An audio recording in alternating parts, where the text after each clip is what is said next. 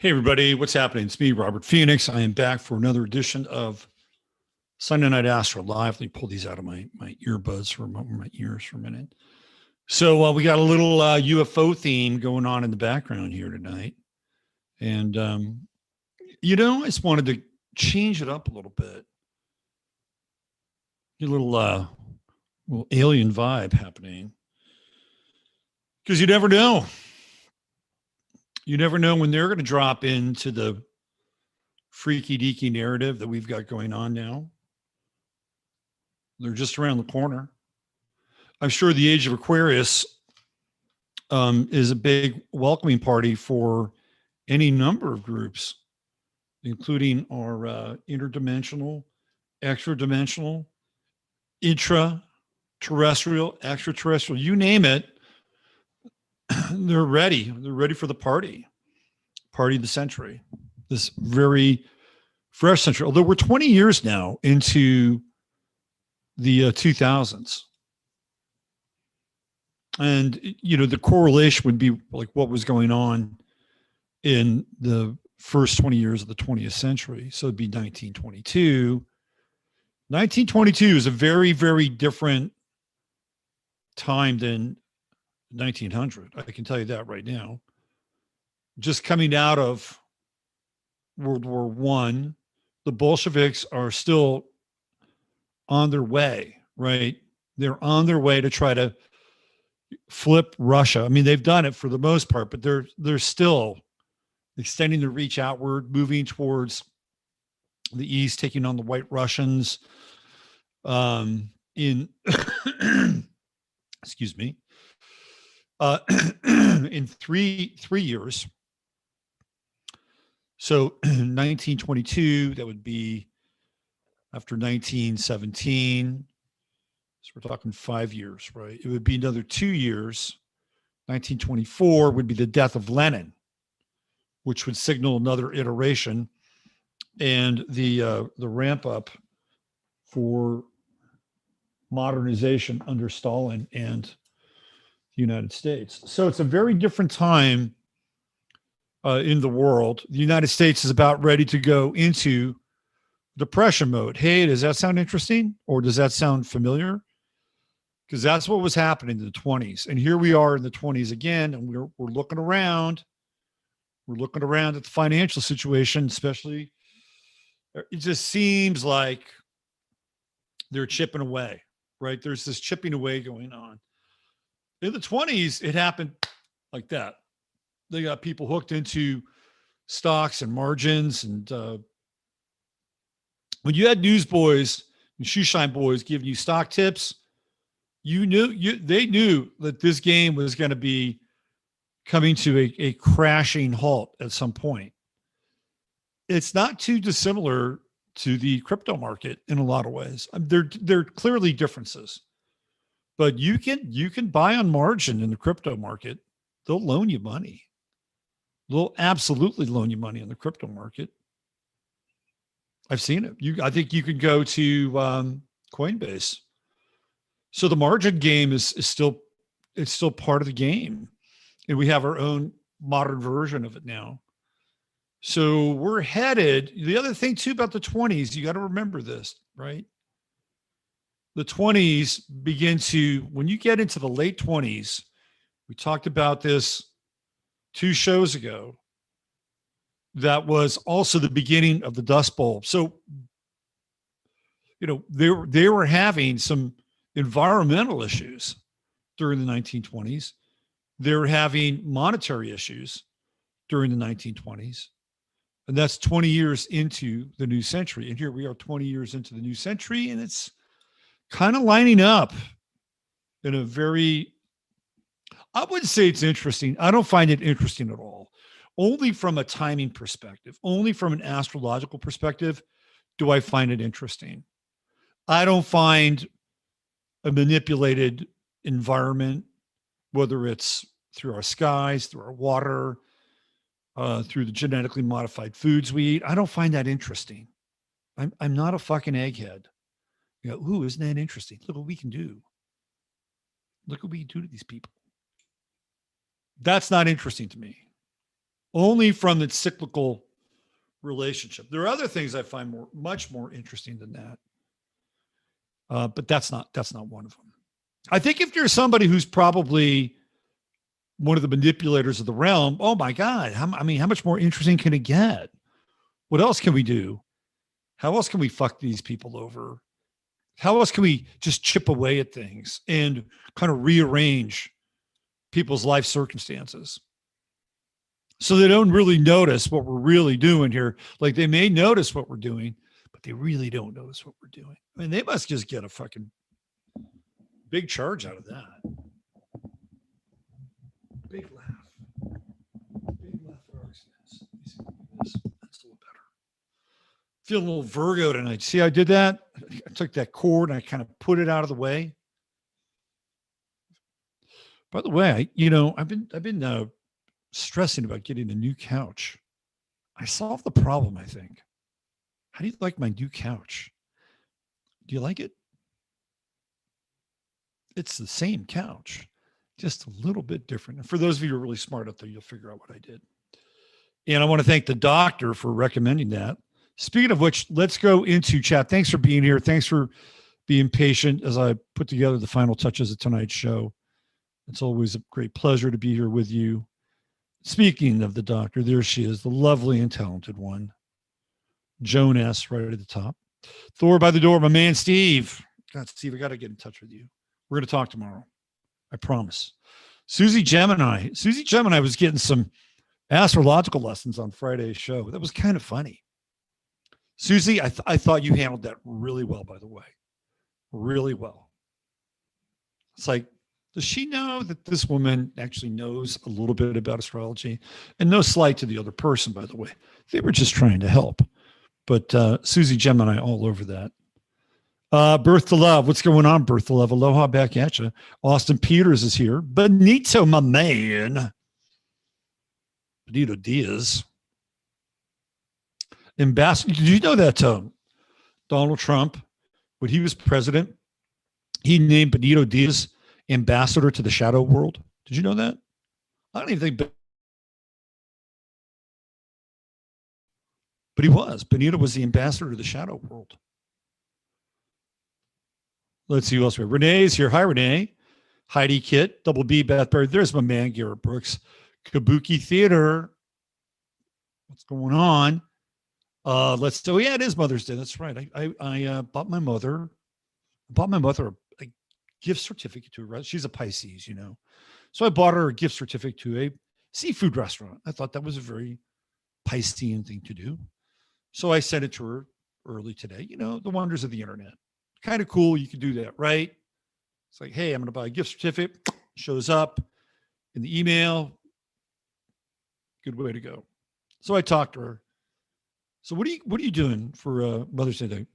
Oh, I'm taking my friend Patty to Taco Bell. I'm like, I just gave you a gift certificate to a seafood restaurant. Oh, I know, but Patty really likes Taco Bell, so we're going to Taco Bell tonight. What are you gonna do?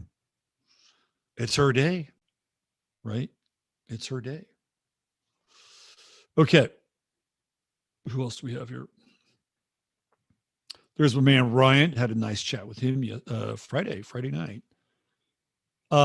Thomas, TJ, Tom Jordan. Another one of the good fellas. Good to see you, Tom. Happy Sunday. Leaf Drax. Hello, Leaf. Cheyenne Jewel, she's here. Sony, hi, Sony. Misbehaving too. Artist Seer. Moon and Leo. I should have had David on tonight. This would have been a good show. I got to have David on. I'm going to have David on. It's going to happen. He's due. He's due to come back on my show. I just got to ask him. But I've got to be amped. I got to be amped when he comes on the show. Well, I'm already amped. I just get, I'm a projector. I get into that Leo King wave, right? But I need to take my vitamins when David comes on. He's off and running. I got to bring him back on very soon. Maya Rose, what's going on, Maya? Good to see you. Sandra Jack Shaw, your message was retracted. You can put it back out there again, Sandra Jack Shaw. Let's see, Lisa K. Yeah, go ahead, hit the thumbs up. You know, it's early in the show. You may want to wait. You may want to, hey, it's a really good show. Hit the thumbs up, and you can do that if you're going to stick around. I've been being dogged by taking too much time at the beginning of these shows. So I'm going to be conscious of that. I'm going to be conscious of that. Try to move things along a little quicker. Let's see. Lisa K's here. Marissa, what's going on? Marissa has the coolest mom. Wendy looks like Marissa. I'm not saying anything. They don't know. Wendy and Marissa look like sisters. It's a little freaky, and the connections in those two charts, like kind of otherworldly. But God, they're adorable, and they were at our gathering last year. It was great to have them there. Oh, thanks, Susie. Thanks for the compliment. Whimsical Farm Girls here. What's going on? Check it in from Oregon. Let's see. Life is good when you have grandchildren. That's how it's supposed to be. You're supposed to be having grandchildren. Supposed to be in the circle of life, right? I loved my father, but he couldn't not stop being a father with my kids. Like, you're a grandfather now. You don't have to do these things. You don't have to discipline my kid. Okay. That's up to me. Right. Just go be a grandfather. My mother settled right into the role. Spoiled to this day. She spoils the shit out of my kid. All right. Who else do we have here? Cece. What's going on, Cece? I know we're going to have a talk about the lunar eclipse. We're putting it off tonight. Let's see who else we have here. WC Ware, what's going on? Robin, good to see you. There's Michelle Bergman. Hi, Michelle. Good to see you here. Michael's sister Nino. DJ MC, Kelly B in the house. Let's see, MLMCI. Hope everyone's surviving the ramifications of the past eclipse. Got me a little bit, just a little bit. I'm still working with it. Still working with the energy. I think the next one's going to be, we're in it, right? We're kind of moving into that eclipse phase here, right? Next week, this coming weekend, we'll be talking about it on Sunday night. Next week, we'll talk about it tonight. This is Benito. Scorpio eclipse is going to be lit, of course. Roxanne, my first time live. Well, hey, thanks for being here. Magic Cat is in the house. Hello, Magic Cat. And let's see. Okay, we got a pretty good house here. Let's see. Michelle says Leo Sun, Leo Moon, Scorpio Rising. Leo Sun, Leo Moon. Wow. So you're born on a new moon, I think, right? Unless, of course, the moon is prior to your sun, in which case it's a balsamic moon, right? Yep. So that means that your sun is probably somewhere up there in the 9th and the 10th house. Michelle, you may need your own show at some point. Well, that Leo in your chart. Okay, so we're going to get into it tonight, and we're gonna look at the chart of the moment, which was what we always do here. We're going to kick it off with that tonight, and we're going to get into some oppositions, because when we talk about the eclipses, what are we talking about? We're talking about opposite sun moon opposition, that we're dealing with the nodes, right? So oppositions play a really significant role when it comes to these eclipses. I mean, even when we have the sun and the moon together, which is what we had last time, we still have the south node in opposition to all that, right? So oppositions and conjunctions, we'll throw the conjunctions in there, they play a pretty large role with the eclipse, especially the lunar eclipse. You're going to have more opposition, obviously, than a lunar eclipse with a solar eclipse. Nonetheless, with the south node, you can't have a solar eclipse without the opposition in the south node or the nodal axis. So we're going to get into oppositions tonight, and particularly the notion of disagreeableness. The notion of disagreeableness, which you will find in oppositions. You'll find them sometimes in squares. But when you get into oppositions, it's quite polarized. And I was watching a podcast with Bill Simmons, he's a sports guy, mostly the NBA, although he does get into football. He's mostly the NBA. And Bill Simmons and the writer Malcolm, Malcolm Gladwell, the guy who wrote Blink, Outliers. And Malcolm Gladwell is an interesting character, although he's a little wokey, I think. Not too much, but a little wokey. But he's interesting. I thought Blink was a great book. And he did this podcast on Rick Barry and how Rick Barry was one of the most interesting athletes he'd ever met. And it was because of these traits, these 5 personality traits that Barry, as a pro athlete, he displayed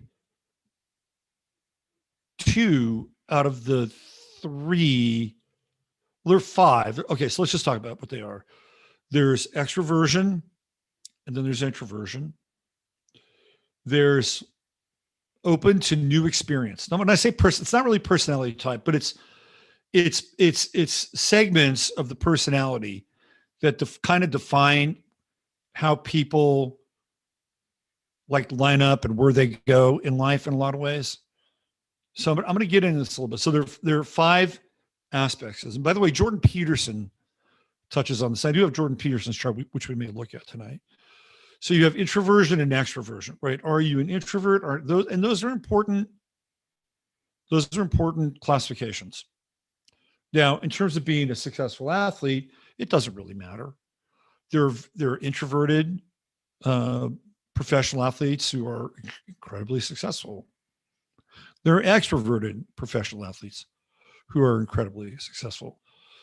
One could make a case that when George Foreman first started out, the George Foreman was an introvert. He became an extrovert, but he was definitely an introvert. He didn't talk very much. On the other hand, Ali was an extrovert. What's ironic is that they wind up flipping.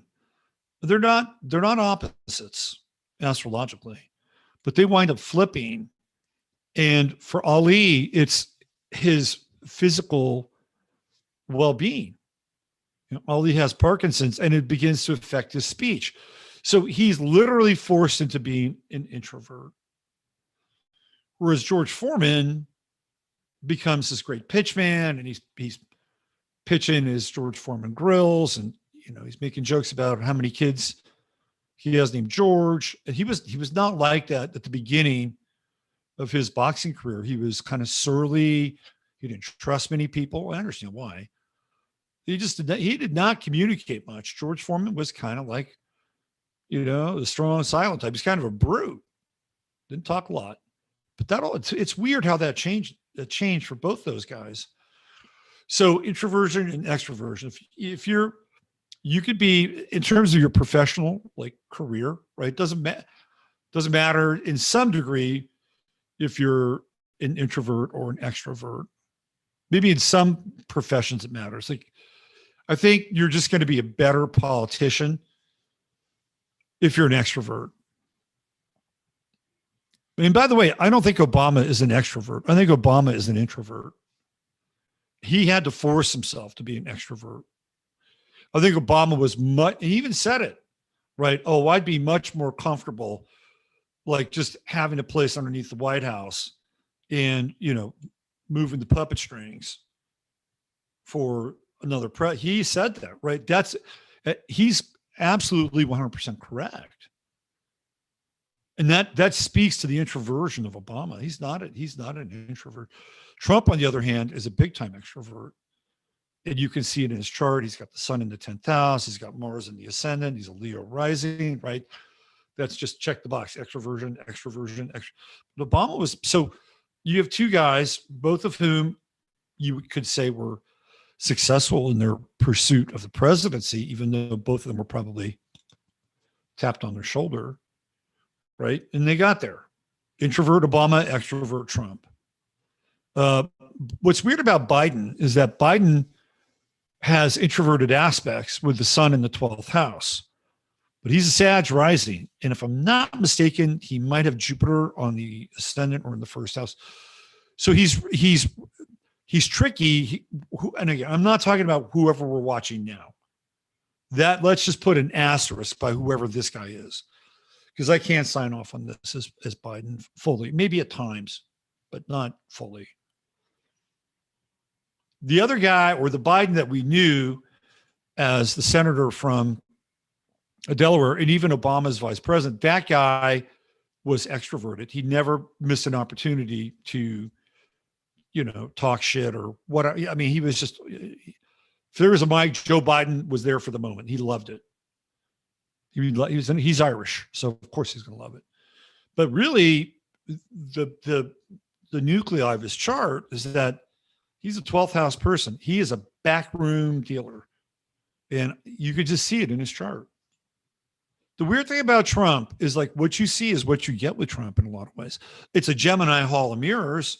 So, well, there's this guy and then there's this guy, but you're not going to get a ton of artifice and you know what I mean? He's not really like that. They're pretty much what you see. Now you may get different versions of what you see in a typical Gemini fashion, but it's out there. And that's not the case with Biden. It's not even the case with Hillary. Hillary's the same thing. Another Sag rising, sun in the 12th house. We know she's got Jupiter in the first house on her ascendant, but I wouldn't say Hillary's an introvert either. But I would say that she has more of a potential to be introverted than Joe Biden. And that's just because, and I'm going to say this, because she's a woman. And she's got, to some degree, she's going to be more self-aware about her emotions and her feelings. It's the way it is. Women generally are more self-aware about their emotions and their feelings than men. So we're going to get into oppositions tonight, and we will look at the eclipse, which is slated for next week.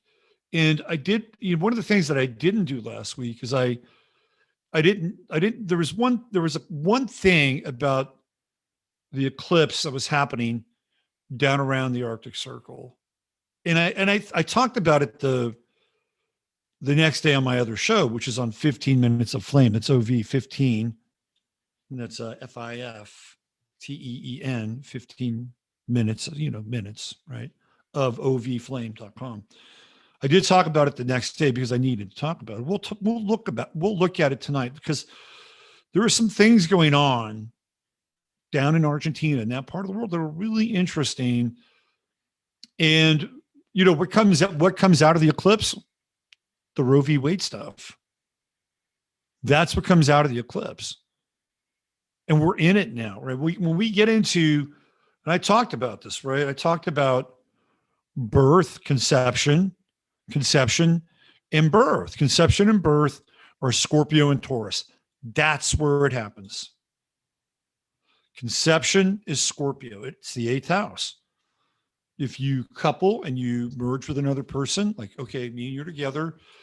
And by the way, it's not a birthing woman or a birthing man. It's a man. We're going to go man and woman here. We're going old school tonight. Man and woman, old school. I couldn't believe, I was watching this thing today with Matt Bracken and Fernando from Spain. And they've got this whole new bill now that has to, it's about medical aid for mothers and women of color. So it's really just another one of these kind of slush fund moves so they can move as much money into like women's health, right? Women's health has always been code for abortion. It's always been code for abortion. That's how I see it. I could be completely wrong, but that's how I see it. Women's health, code for abortion. So they've got this women's health bill, although now they can't use the word mother in terms of any kind of the verbiage or nomenclature for the bill. They have to use birthing person. So the people who were putting this bill together or sponsoring this bill, they were getting questions around it, like, birthing person, what is this? And they were absolutely slippery around trying to agree upon the fact that you're really just substituting this for mother, aren't you?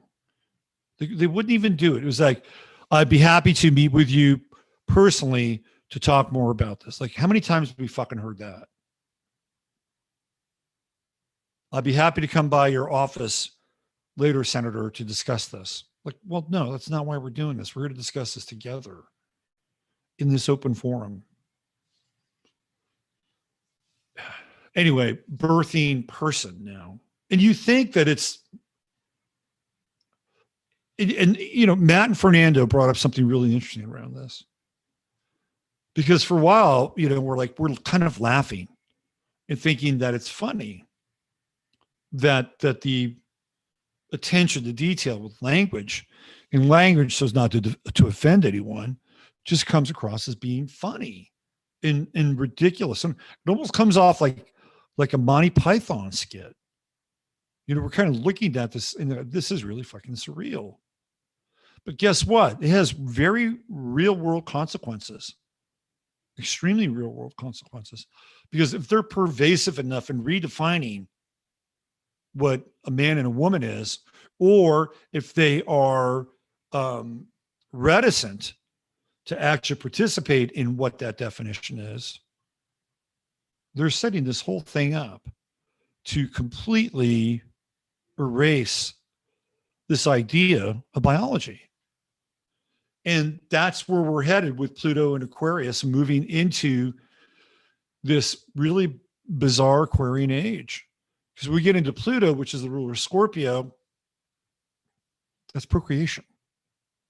Scorpio is procreation. You meet up with another person, and again, we'll go old school, man and woman. And then what happens? Well, let's say you decide to get married. Okay, cool. Then what? Well, we're going to go on a honeymoon, and we're going to create a child, or somewhere along the way, we're going to go into the 8th house and we're going to create a child. So when that happens, 2 people die, which is very scorpionic, and a third life is born. It's exactly what happens. Because when that third life is born, the life that comes from two people, this is important. This is very important. And I'll tell you why. Because when a woman has a child, she nearly dies. I mean, the threat of death, and I know they've sanitized all of this to a large degree. You can have a cesarean and you can do in vitro. I understand that. But if we're talking old school, birth is violent. It's bloody. And there is a risk that both mother and child can suffer severe damage and or death. That's possible. How many times have we heard about people that have died in childbirth, or the mother has died in childbirth and the child lives, right? I mean, this happens. So this is Scorpio world. So when a woman gives birth to a child, not only does she, run the risk of potential physical danger and harm, like her body is different after that. It's different. As getting married woman, her body's different after that. So she dies. She dies to her old self, which is very scorpionic. Physical level for this new life. My boobs are going to get all balloony and I'm going to put on all this weight, right? And then when it's all said and done, I'm going to try to take some of it off, but it'll never be the same as it was. I might look good. It'll never be the same. It's just true. For men, it's different. Like men don't go through the same physical thing, But men go through a metaphysical thing because the woman goes through the physical, nearly the physical death of her life force to this child. Men don't do this. They don't have the same thing. But men go through a metaphysical death. And I know because I went through it. I'm a man. I'm a father. I went through it, right? Like, fuck, my life is over.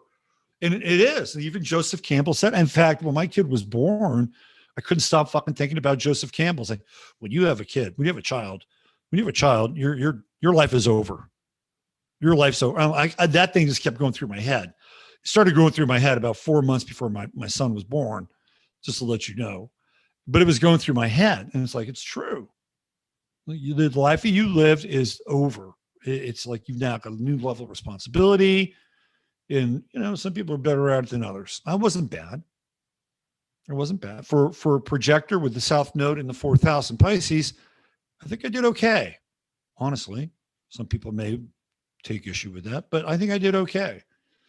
Because then for me, I was also going through the Saturn opposition in my life, which was happening in 44, which is when I became a father, and Saturn went through my 8th house. So I was dying, right? Everything was just, I've talked about this before. I was dying. It's like, okay, I'm gonna, this is where I am. This is where I'm going. This is who I am. Let's just go with it, right? I'll go with it. And I think it worked fine for me for the most part, right? But when you don't do that, right? When you don't have a biological birth, let's say you're two dudes, Dave Rubin and his husband, going down and dialing up for your kids. They're gonna get one each, right? One each, just like Pete Buttigieg. They both got one each. Wasn't that quaint? Which one do you want? Oh, I think I've taken a shine to this one. Oh, really? Well, that's fascinating because I feel so bonded to this other one. Do you see how this works? Oh my God, this is great. Oh, it's so great. But what if that didn't happen? Like, well, you know what? I kind of like this one. They're ours. They're both ours. That shit happens a little bit. Anyway, so Dave Rubin is doing this. Just waiting now. He's waiting. Can't wait for that old artificial stork to land. But nobody's changed, right? Nobody's really changed. Like maybe they'll understand they have some level of responsibility. But I gotta tell you, for me, and I know a lot of you out there, mothers and fathers. So we're talking about this on Mother's Day. Like, you don't get, if you're a father, you don't get out of shit. Like, of course, changing the diaper. That's mild stuff, right? You got to, guess what? You have to live with your wife, mother your kid. Sex life isn't always the same. Maybe not for a while. Like, that whole shit changes. And then there's other stuff too, like the things that you do for the other person. Person who is, giving of themselves. So what I would do when my kid was young, he was like maybe 4 months old, maybe 5 months old. And he would get up early. So I would try to let, his mom sleep. But I knew he liked the car. So he'd get up early. I'd get up with him. We're talking about like 5:30, maybe 6 a.m. And I'd be blurry-eyed, and I'd throw him in the back of the car. And I'd drive around with him because he would sleep in the back of the car. First thing I'd do is I'd hit the drive up for the coffee, right?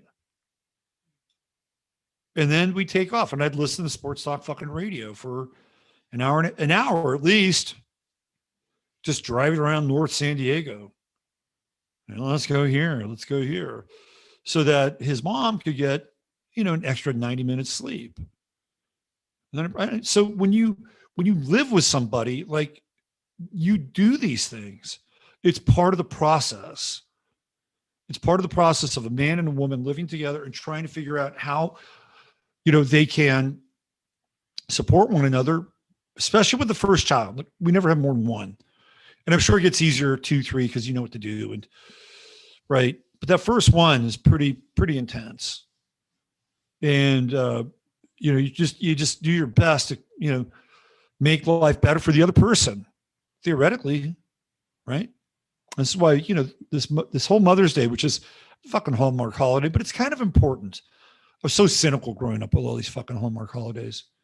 But as I've gotten older, it's like, okay, I understand this, right? Just take time out. This person is very important in your life cycle.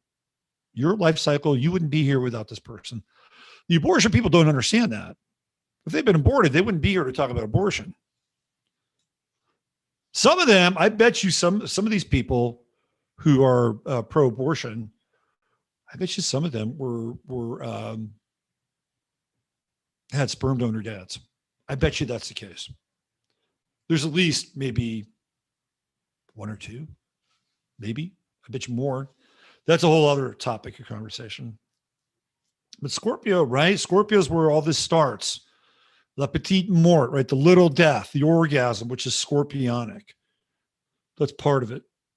And then you have life, which comes out of, the little death. And then that life grows. And then that life, which grows, starts off as an intention. It's a magnetism between two people. Two people have a magnetic pull towards one another. And so it starts with procreation, right? Especially if it's in a place where people can, handle it, deal with it. And then the Taurus part comes. It's like, now you got this baby, you got this thing, right? Ooh, what do we do? It's a living thing. It started off as an intention. It started off as a thought. It started off as a magnetic pull. It started off as the assemblage of love between two people. And that's where life begins. It begins in the ethers. Then it comes into the individual, right? Through two individuals, through the mother, and then we have this manifestation, this physical form. So here now, with South Node, Scorpio, True Node, and Taurus, we are thrust into Roe v. Wadeville. Oh, yeah. And that's going to be a big part of the story from here to November and probably beyond. And it has ramifications. It has a lot of ramifications. Of course, they're only saying, well, you can hang out. Certain states, we're going to leave it up to the states. We're going to push it back. We're going to push it back to the states. That would seem reasonable, but it's not it's unreasonable for a lot of people. And a lot of people are being very disagreeable about it. Okay. So I wanted to go back to those 5 things because I just gave you the lay of the land. You were talking about the eclipse and I kind of got sidetracked a little bit. These are the 5 things. We have introversion, we have extroversion, and then the next 3 traits are the 3 traits that are key traits. 1 is diligence. Is the individual diligent? Diligence is a big thing. It's a really, really big thing. Woody Allen say 90% of life is just showing up? That's diligence. Open to new experiences. This is a really, really big personality trait and factor, especially when we get into the realm of like entrepreneurs. Like entrepreneurs have to be diligent. If you're going to be an entrepreneur, you got to be diligent. You could be an introvert as an entrepreneur. You could be an extrovert as an entrepreneur. But if you're not diligent, you're not going to be able to get the work done. And you have to be open to new experiences. You have to be open to looking at how you're doing your work or ideas or trying to find something outside the box and bring it in, in the box. That's being open to new experiences. And the 5th one was agreeableness versus disagreeableness. This is a really important trait because people who tend to be very successful have a high degree of disagreeability. Believe it or not. People who tend to be very successful have a high degree of disagreeability. Now, that doesn't mean that they can't be agreeable. They can be. But people that are agreeable, in many cases, will not buck the trend. Their goal is to be liked. Most people want to be liked and accepted. Period. End of story. Then there are a group of people who don't care, and they're disagreeable, and they don't care if they're liked. And those people tend to be very successful, but they're hard to be around. And sometimes they burn bridges, and sometimes they will do things that other people just completely misunderstand. But it's because they're not willing to settle for the status quo. And status quo people want to be liked. Bottom line of the story. Now, can you be somewhat balanced on agreeable and disagreeable? I think there can be percentages around that. Like, I think I could be very agreeable, and other times I think I can be very disagreeable. So it just depends on kind of, social setting, what you're trying to do, right? If you're trying to build a team, generally you want to be agreeable. Want to build a team, generally you want to be agreeable because you need to bring people together. If you want to crack something open and put something on the table that has to do with truth, then you'll be disagreeable because you can't get to the truth without being agreeable. You just can't. You have to have some level of disagreeability. That's what the truth is about. I don't agree with you, right? So this is really a really big factor. So we're going to look at disagreeability tonight, especially as it relates to oppositions. Now, this was all about Rick Barry, who played for at that time, he started off with the San Francisco Warriors. Didn't like his contract. Said, fuck you, I'm going to go play in the ABA. So he was already disagreeable. Goes to the ABA, it flames out. He does pretty well. He's a good basketball player. And comes back and plays for the Warriors. And eventually, they win a championship with him. But everybody on his team hated him. They hated him so much that the next year after they won the championship, nobody would pass the ball to him. That's how much they hated him. If they had passed the ball to him, they probably would have won. But Rick Barry didn't make any friends. He didn't care. So one of the things that Rick Barry would do is he would shoot the ball underhanded. And if you're a basketball player, it's just like, man, I don't know about that. Calvin Murphy did it. Calvin Murphy was an underhand shooter. He was one of the greatest foul shooters of all time. Rick Barry was too. Like, there's a technique. If you learn how to do this, you'll probably make about 90% of your foul shots if you master the technique. It just doesn't look cool, right? It looks like you're down at the playground and you don't know how to shoot a fucking basketball. Rick Barry rarely missed a free throw. He didn't care, right? He didn't care about, well, I'm going to shoot it this way, even though I suck, but at least I'm not going to look like a fag, right? I mean, he didn't care. So Rick Barry actually had the traits of an entrepreneur. Steve Jobs was like that. He didn't care. Steve Jobs wanted conflict. Steve Jobs wanted to hear what was wrong with something. Right? He wanted to hear what was wrong. Steve Jobs wanted to bring the best out of people, even though he did it in a way that at times was highly confrontational. Because he knew that if he did that, there was a better than average chance that he could either spur somebody on to do something that they didn't think they were capable of, or he would weed them out and he would find that they were weak and he would just replace them.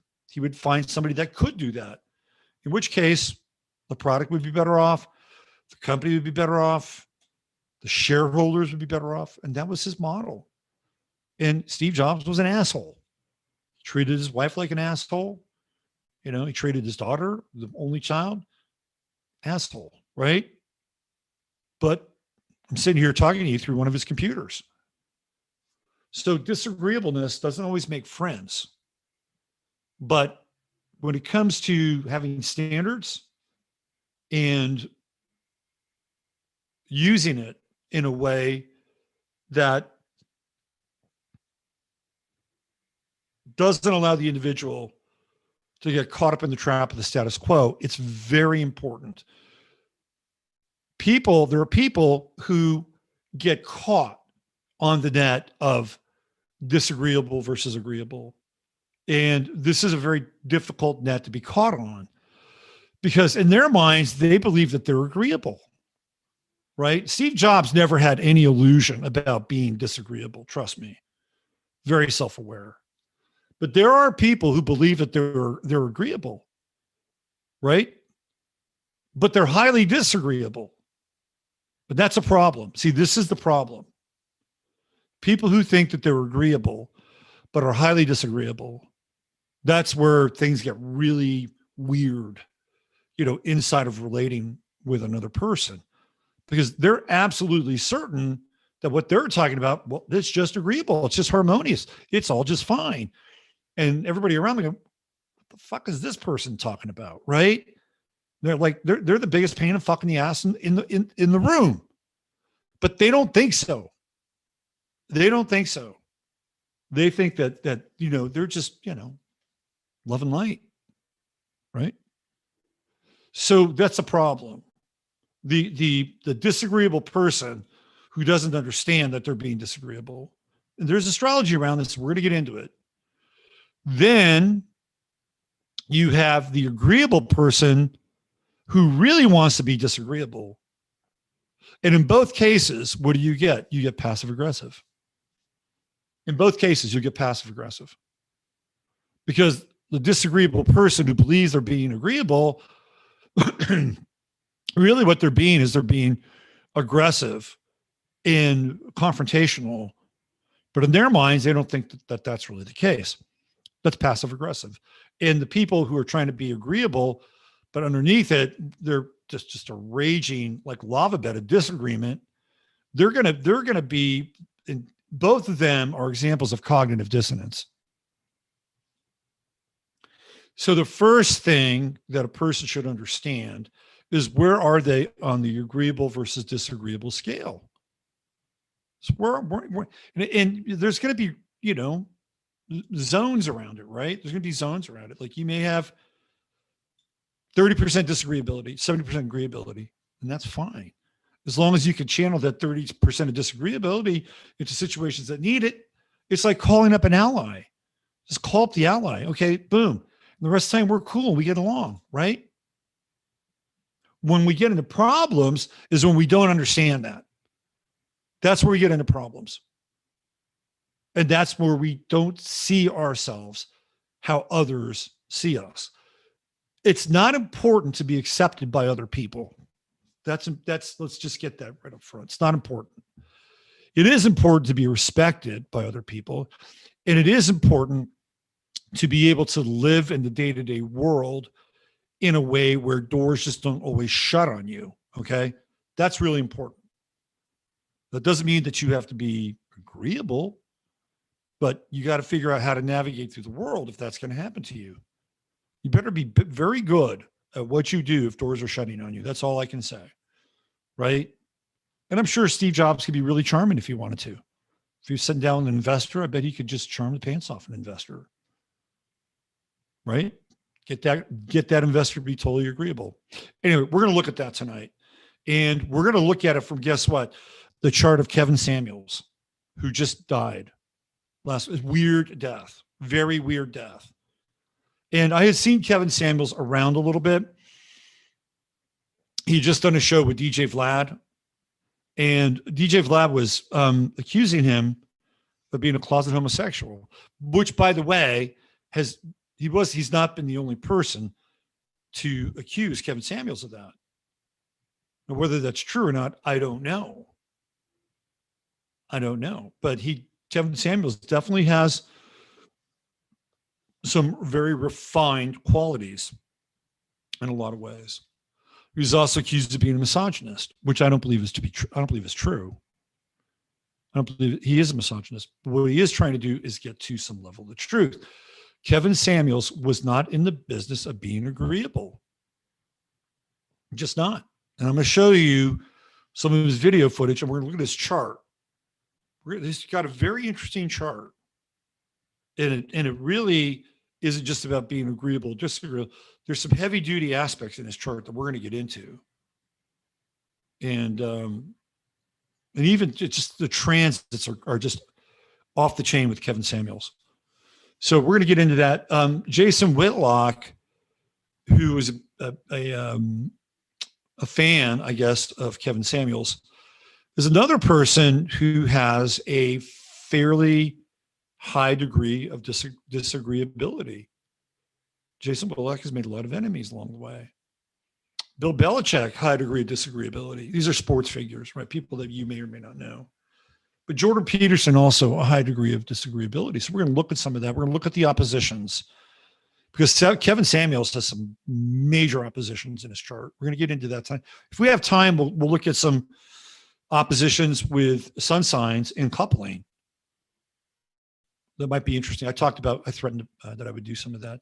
If we have time, maybe I'll get into Alexander Dugan in his chart, which I was going to talk about last week. But he's at the back end because we do want to talk about the lunar eclipse. All right, so why don't we do this? God, I wish I had something to drink. Cotton mouth.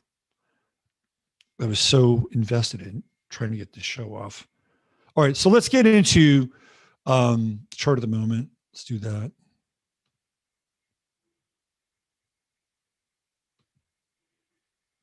Tell you what I'm going to do. I'm going to go get something to drink, but I'm going to play a little bit of Kevin Samuels here. And he's brutal. He's absolutely brutal.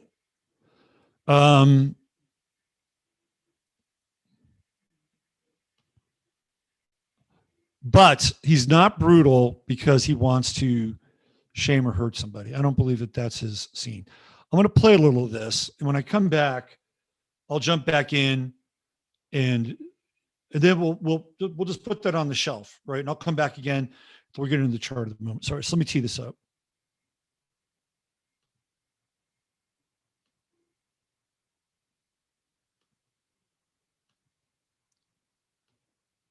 Okay, this is Kevin Samuels down here. His thing, he's got like this purple thing. It's like very Piscean. He's a Pisces. We're March 13th, 1965. And we're not going to play the whole thing, but he's got this woman on here. And she's talking about, look at those views. He's got 2 million views in this video. This guy was fucking successful in the YouTube world.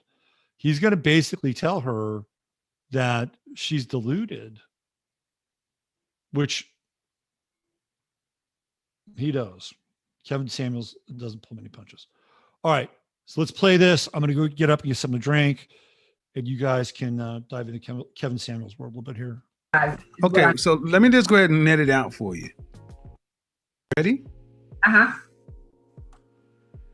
The guys you want aren't asking you out. Well, I haven't been putting myself out there, honestly. But you put yourself out there enough for the guys you don't want or beneath you to ask you out. Those are like guys I met online. Right. So again, the men you want are not asking you out. See, you ladies do this. Mm-hmm.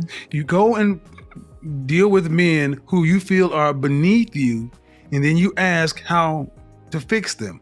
I'm not beneath you. I don't know how to fix a guy that's down there. That's not my concern. The better question is, why can't you get a guy on your level? That's the real question. Well, first of all, I would tell you what I said in here automatically is a problem. Why you would come onto a show that you know is a disagreement day?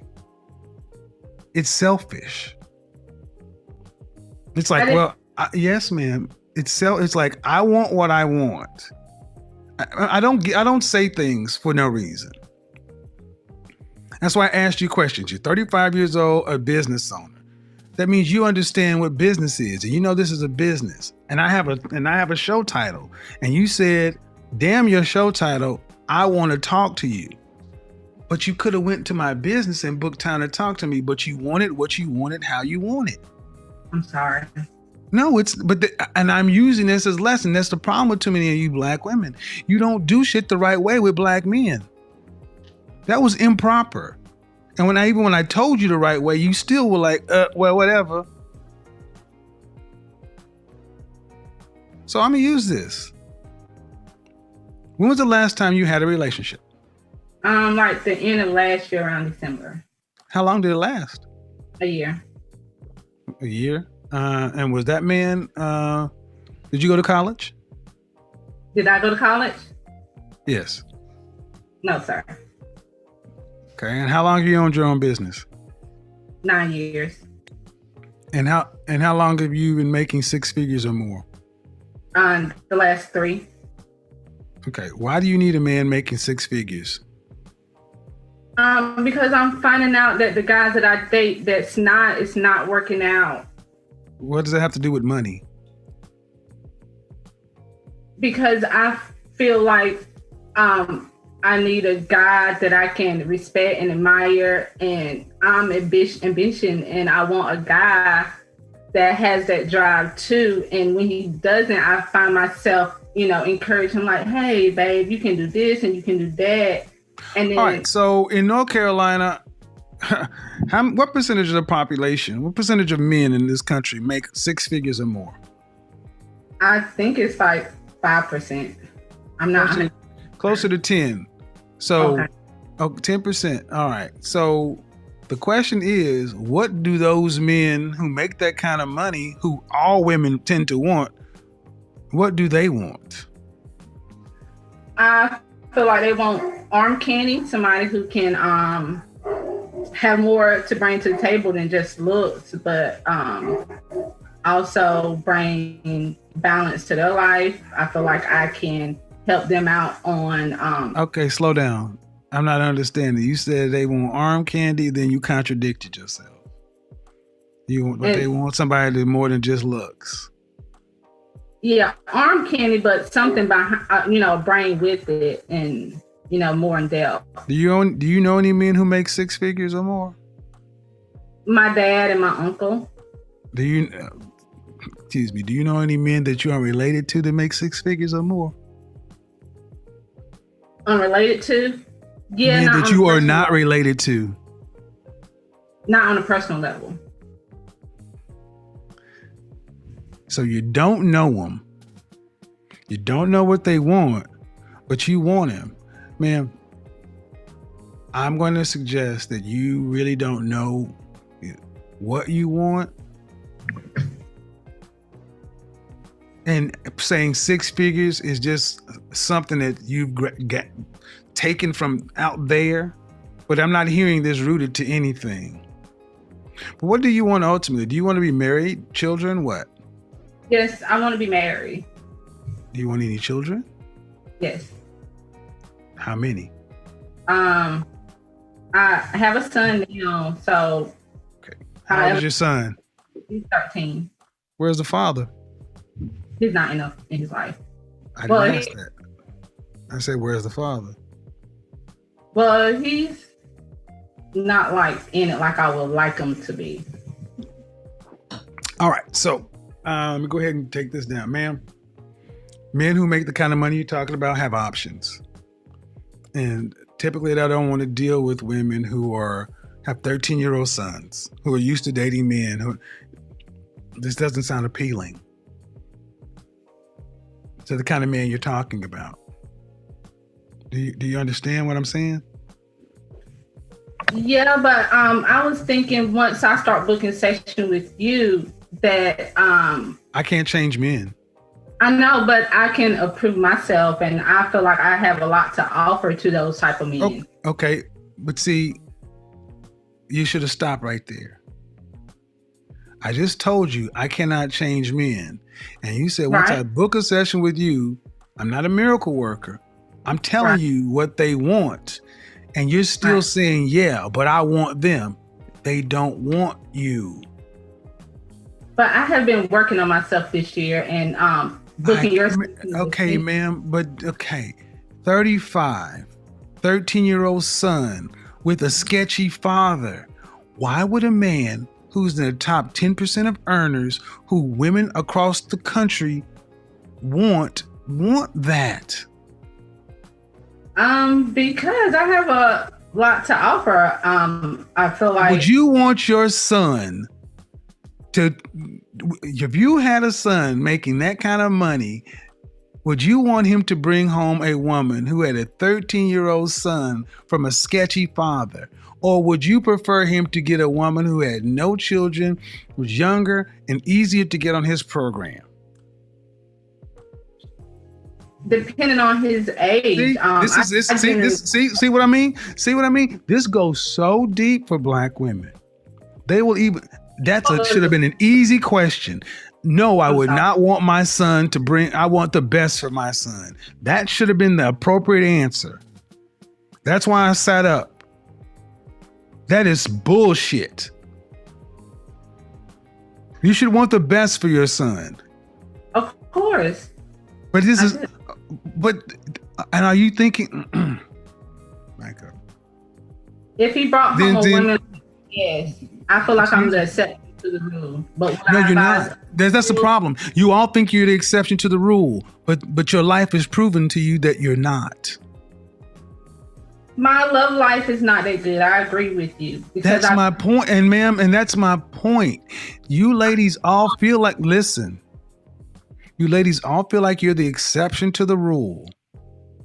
And then when someone like myself comes along and gives you a dose of reality, instead of just accepting it, it's like, yeah, but I'm special. You don't know any men on this level that are not your father, that aren't related to you. That means you don't know these men. You don't know where to go get them. You don't know what they want. But you're still saying, pick me. They don't want mid-30-year-old baby mamas. I'm trying to be polite, man, but they don't want those. Can I ask you a question? Did you hear what I said? Yes. Why is that so? Okay, go ahead. Why is it so? Go ahead.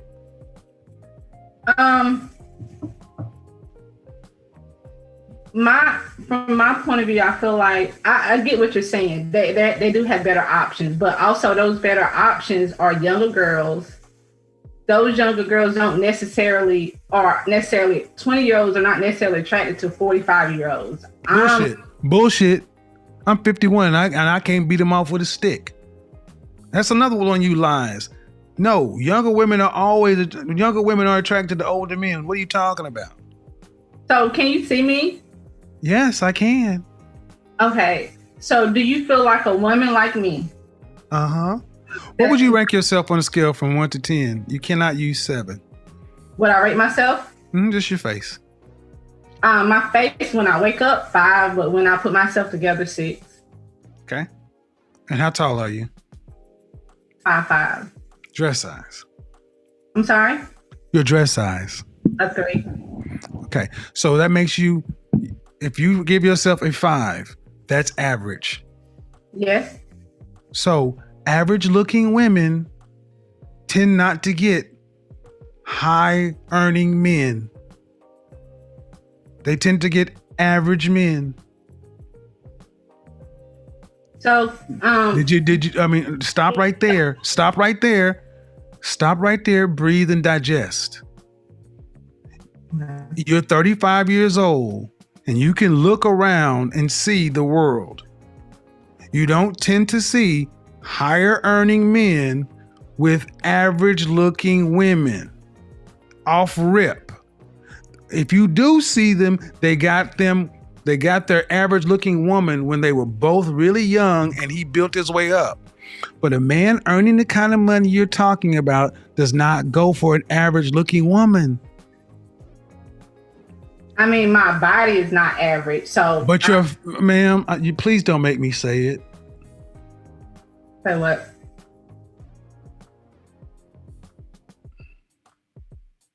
I really just wanted some advice. I love your. I'm giving you advice, but you're not taking it. The advice is, ma'am, you're average looking at best. I'm taking it in, but okay, but you're not accepting the fact that, okay, average looking women, average looking woman who's older, average looking older woman with a 13-year-old son, average looking woman with a 13-year-old son with a sketchy baby daddy. This gets worse every time I say something. And now you're asking for a man who's in the top 10% of men. You don't qualify for one.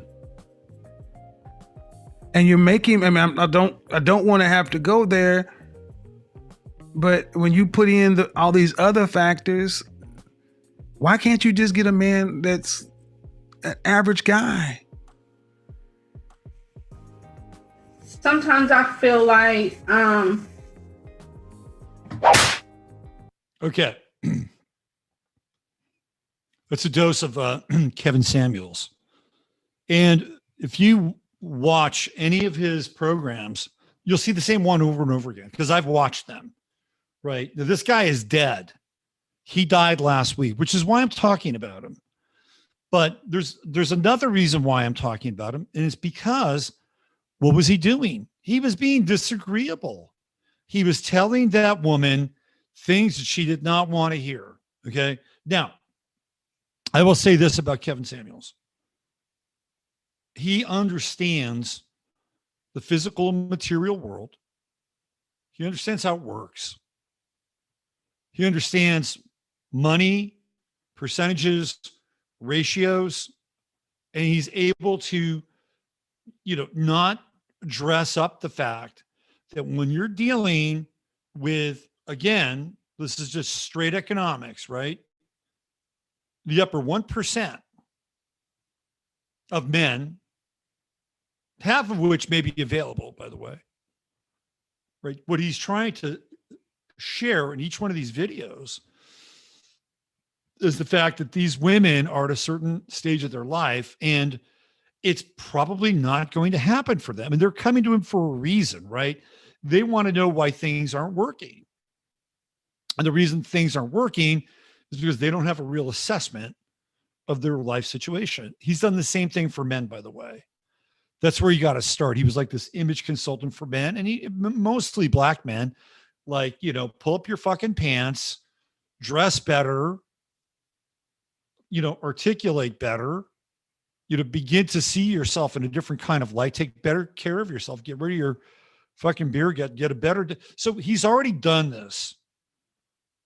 Or he had already done it to a large degree with black men. And he started to go into black women, right? So it's been about black women, black men, and trying to like, hey, look, this is how you can get your life together.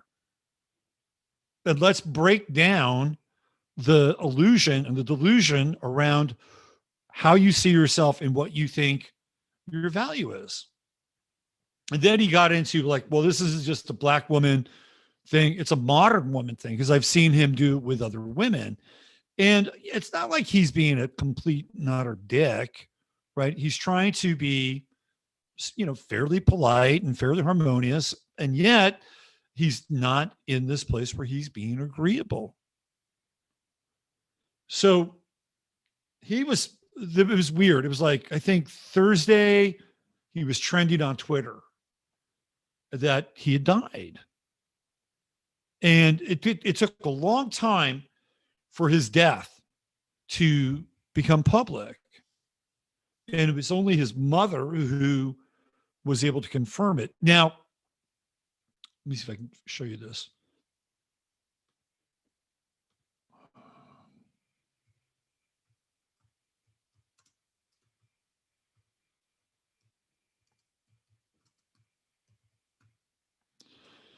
So there's a website called The Root, and they did a piece on Kevin Samuels. So controversy followed. So this is, I think, new, right? 5'2".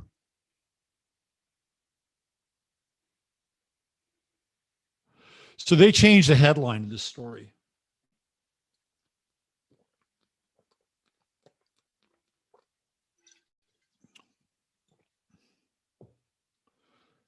And I think I have the timestamp for that. Let me go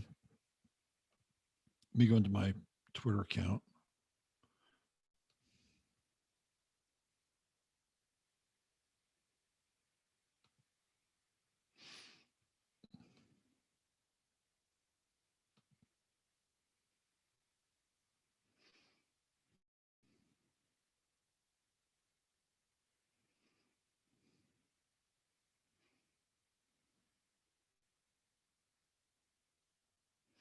Okay. So this is the root.com, and I'm going to show you what they did.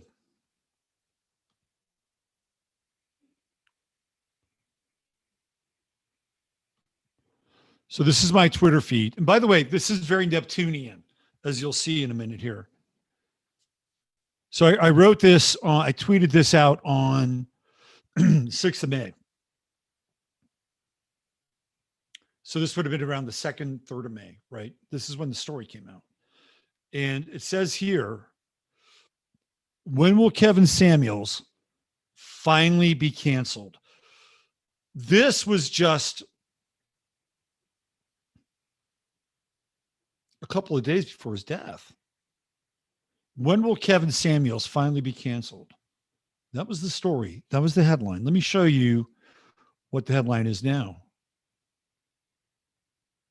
It's the same story. Same story.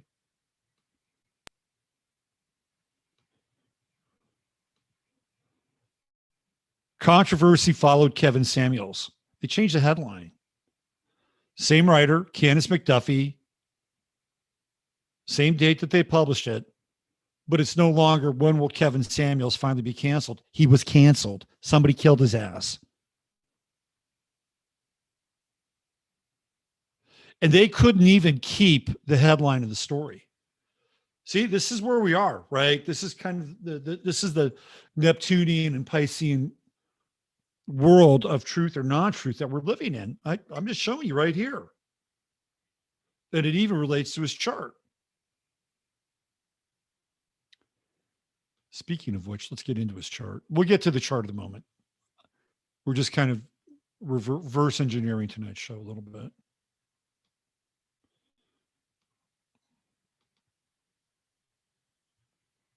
Now, I don't know what time Kevin Samuels was born, so I'm kind of winging it here. But I do know the day he was born and the place he was born in. He was born in Atlanta, Georgia, March 13th, 1965. So obviously he's a Pisces. What do we see here? Well, we see some pretty interesting things. He's got a Mars-Pluto conjunction in Virgo. Now, I've got him as a Virgo rising because that motherfucker looks like a Virgo rising, right? I mean, he's right. That's Virgo rising looks like that, by the way. Everything is in place with Virgo rising. If you're ever doing a Virgo rising person, they don't leave the house until everything is right. You can tell Kevin Samuels had attention to detail with his personal attire and his even his little space there, right? So it's kind of interesting. He always has that kind of midnight music soundtrack thing going on in the background, which is funny. But you can see the Mars-Pluto conjunction. Like, that's intensity, right? Mars-Pluto, that's intensity. So I'm giving him a Virgo rising and with Mars there. And the ability to be disagreeable. Why? Because he has his opposition with Venus. Venus-Mars opposition.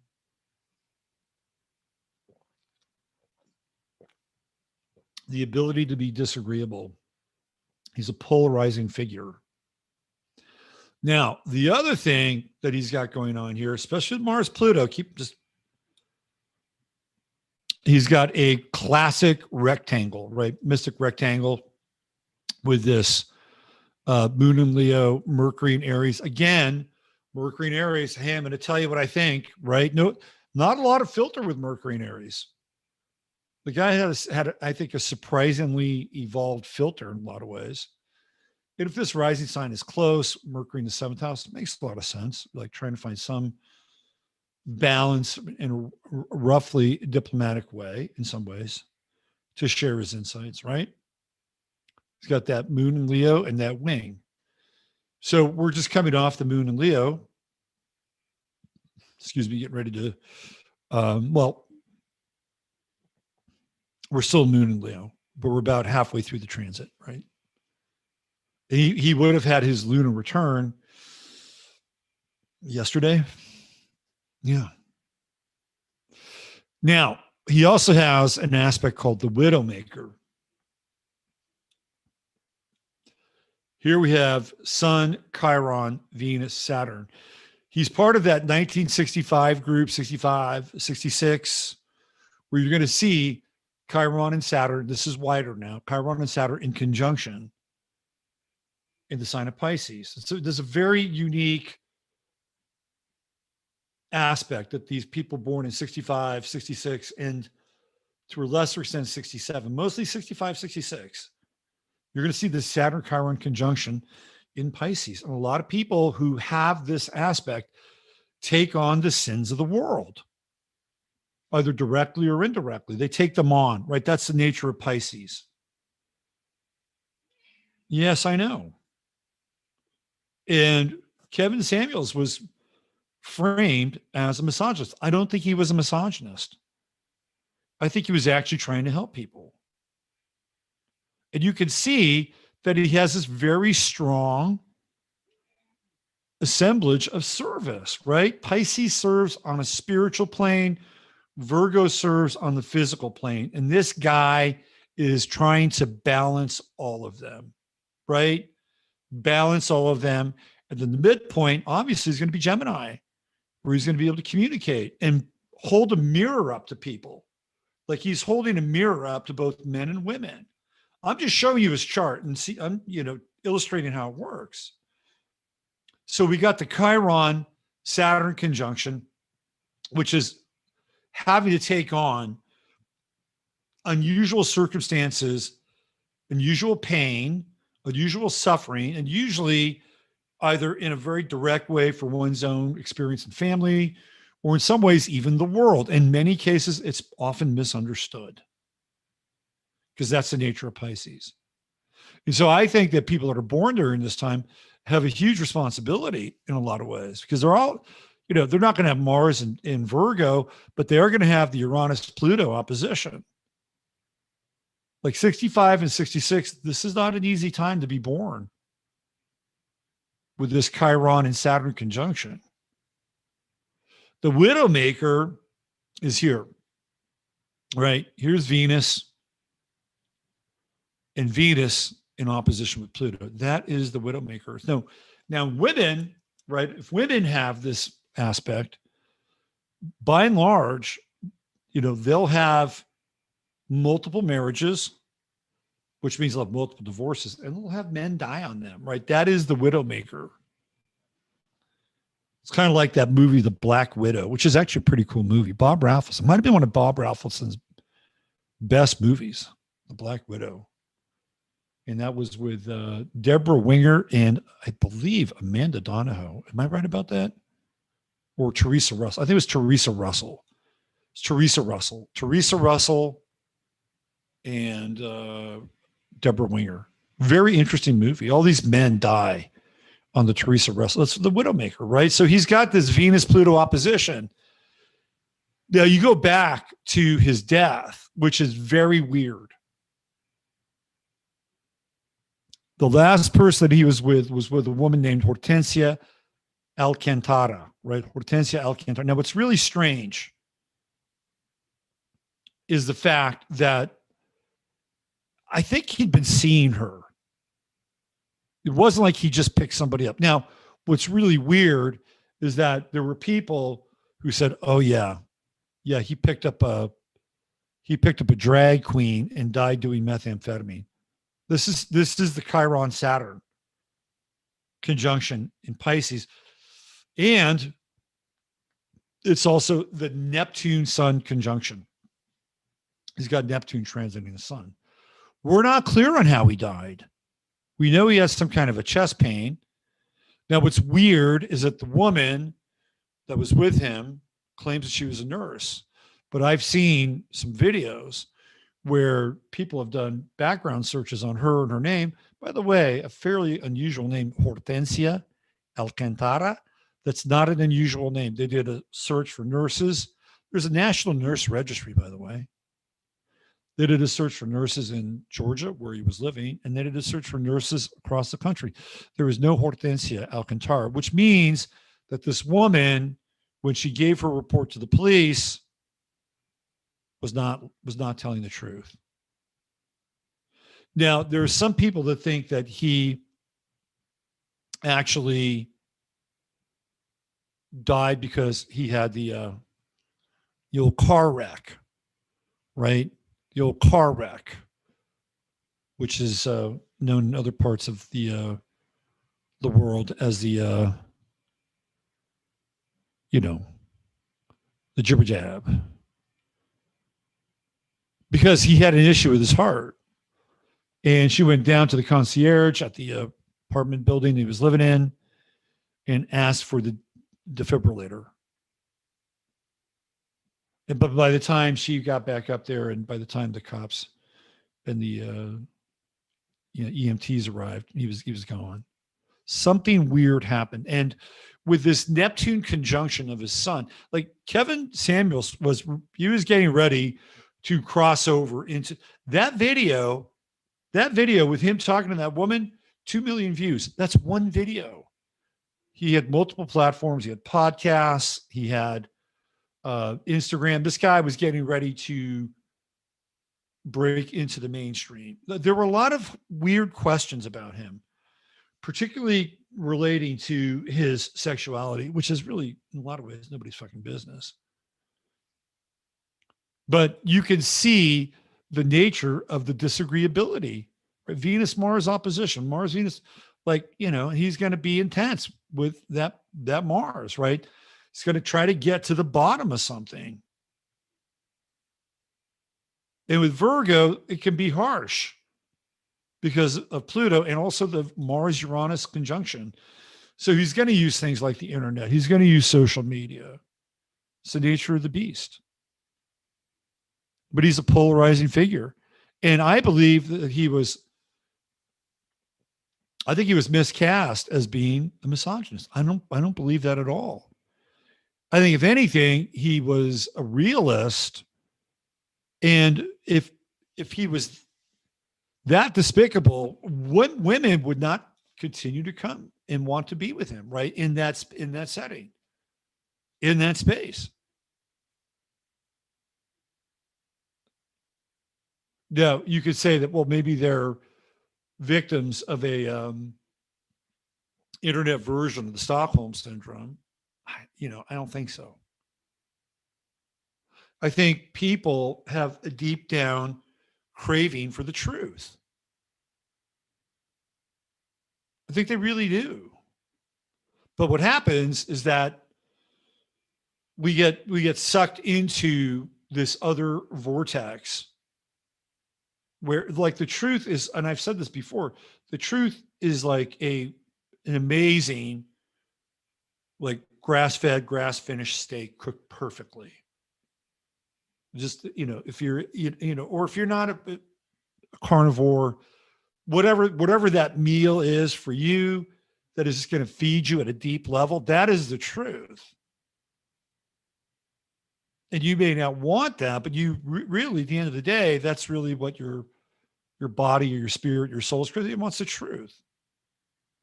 Sometimes it's not always easy to hear, but when you hear it, it's like, okay, this is actually theoretically good for me.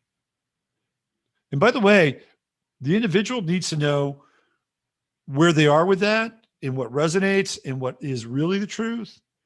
Like, and you can't really look away from it, right? You got to embrace it. When it happens, though, that's why those women kept coming to him. They wanted that meal, right? Because they know that they weren't getting that sustenance in the world. And what's really interesting about those videos is that the same kind of age group for women come to him, and they're right around 31, 32 to about 35, 36, which places them, guess where? Kind of at the beginning of being a millennial. So these are mostly millennial women that are coming. Now, he's not a millennial. He's probably just on the cusp of Gen X, right? He's still got Pluto and Virgo. So he's not a boomer. Kevin's not a boomer, but he's not Gen X either. Gen X really does, I don't think, kick in until about 67, 68. So he's dealing with this, right? He's dealing, and you can just see it. You can see how he's operating. And if you watch him, he'll ask the same questions over and over again because he wants to establish like what's going on. You see one of his things, there may be variations, but mostly that's the model, right? That's the model. What you just saw is the model. There's a few other questions in there they'll ask. So we can see the Widowmaker in action, right? This is weird. The whole thing is weird. Where's transiting Mars? Let's get into this a little bit. Playing detective now. We got Mars, transiting Mars. Where are we? Pisces, right?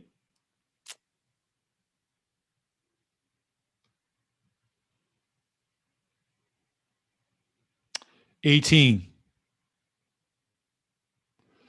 So you go back, to the 3rd. Where's Mars? Right there. Right there. Mars opposition. Mars opposition. Mars Pluto opposition. Mars conjunct Venus. I'm going to tell you right here, right now, Kevin Samuels was killed. He was killed. I don't believe it was the jibber jab. Although some people are talking about is the jibber jab. No, I think it was killed. Because you could see it right there. Mars Venus conjunction. So conflict. Was there a conflict going on? Mars opposition, Mars Pluto opposition. Right? And then coming right in here, right there, just kind of a little bit of the midpoint between Mars and Chiron. I'm going on record. This dude was killed. This is my astrological forensics on the life and the death of Kevin Samuels. I believe he was murdered. I don't think we're getting the full story with this woman. Now, to what degree this has occurred, I can't tell you. Right? Was she somebody who was a friend of a friend and set him up and did something, gave him something that would exacerbate, because he had some other health issues. When you have a Chiron Saturn conjunction in Pisces, you're going to have health issues. Jimmy Dore has a Chiron Saturn conjunction in Pisces. We've talked about his health issues before. Did it with Emily. You're going to have some health issues, just the way it is. Chiron, it's the wounded healer, right? So you're going to have some, especially when it gets in the opposition with Pluto and stuff, right? It's almost unavoidable during this time, 65 and 66. So was whatever happened piling on and exacerbating whatever health issue Kevin Samuels had? Quite possible. Something's not right here. And when we see Neptune conjuncting the sun, we're not getting the full story. None at all. Got Chiron and Aries right there. What's the degree? 14. What's it doing? Anything? Well, squaring is Black Moon Lilith. Ooh, how about that? Chiron and Aries squaring Black Moon Lilith in his chart. Black Moon Lilith at 17. Chiron and Aries at 14. Is that another kind of Widowmaker aspect here? Maybe. Did he meet this one professionally? Maybe. That would be Capricorn. Interesting chart. Not a lot of air here. So when you don't have a lot of air, what are you missing? You're missing you're missing objectivity. The other thing too, and this is something to pay attention to. is that this eclipse that we're going to be going through next Saturday, this coming Saturday, is going to be happening right there, bada bang, right there on his Neptune in Scorpio. I'm wondering if we're going to find something out during that time. That maybe we'll get some details about what happened with Kevin Samuels. South Node right there on Neptune. Wow. Intense, right? Super intense. So he went through this eclipse, which was early Taurus. So it would have been right about there, conjunction with Uranus would have been right about there, right? Yeah. Squaring anything? No. Well, yes, Moon and Leo. So this last eclipse was squaring his Moon and Leo. It's a very interesting chart. There's no squares in this chart. No squares at all, right? Just oppositions. And you can see how polaric or how polarizing of a figure he was. I think Kevin Samuels met with foul play. Without a doubt. Looking at this chart, I think there's foul play involved. To what degree, I don't know. Like he does have air. He's got Trudeau. Again, I don't know if this is his birth time. I took a stab because I, wanted Mars on his ascendant because he feels Virgo-esque, right? He's got that Virgo cut with his style, and he's Mars. He's gonna be probing with that Mars-Pluto conjunction. And his air is minor. He's got vertex. I mean, again, this is based on his birth time. Really, the only air that we can consider to be true air here is going to be Pallas and the true node, because, these other things like the vertex and the part of fortune. Oh, and Ceres and Pallas and then the true node. That's the only areas, because the others can be based on, where, what his rising sign is. If he has a different rising sign, things are going to look a little bit differently. We know the vertex is going to be between house 9 and house 5. Here he's got it down in right at the edge of 5 going into 6. And he's intuitive. He's got Mercury in Aries, which we wouldn't always consider to be intuitive. It's instinctual. But he's got this trine with the moon, which helps with the intuition, understanding things, understanding human nature, how the psychology of the world works in a lot of ways. To me, when I look at this makes even more sense because he's dealing with a lot of women with the moon in the 11th house. So if I had to make a bet on this being close to his birth time, I'd throw some money on it. It fits. The only thing I would have maybe a bit of a challenge with is, well, what's interesting too, though, is when you look at that name, Hortensia Alcantara, this could be a woman from another country. It has that ring.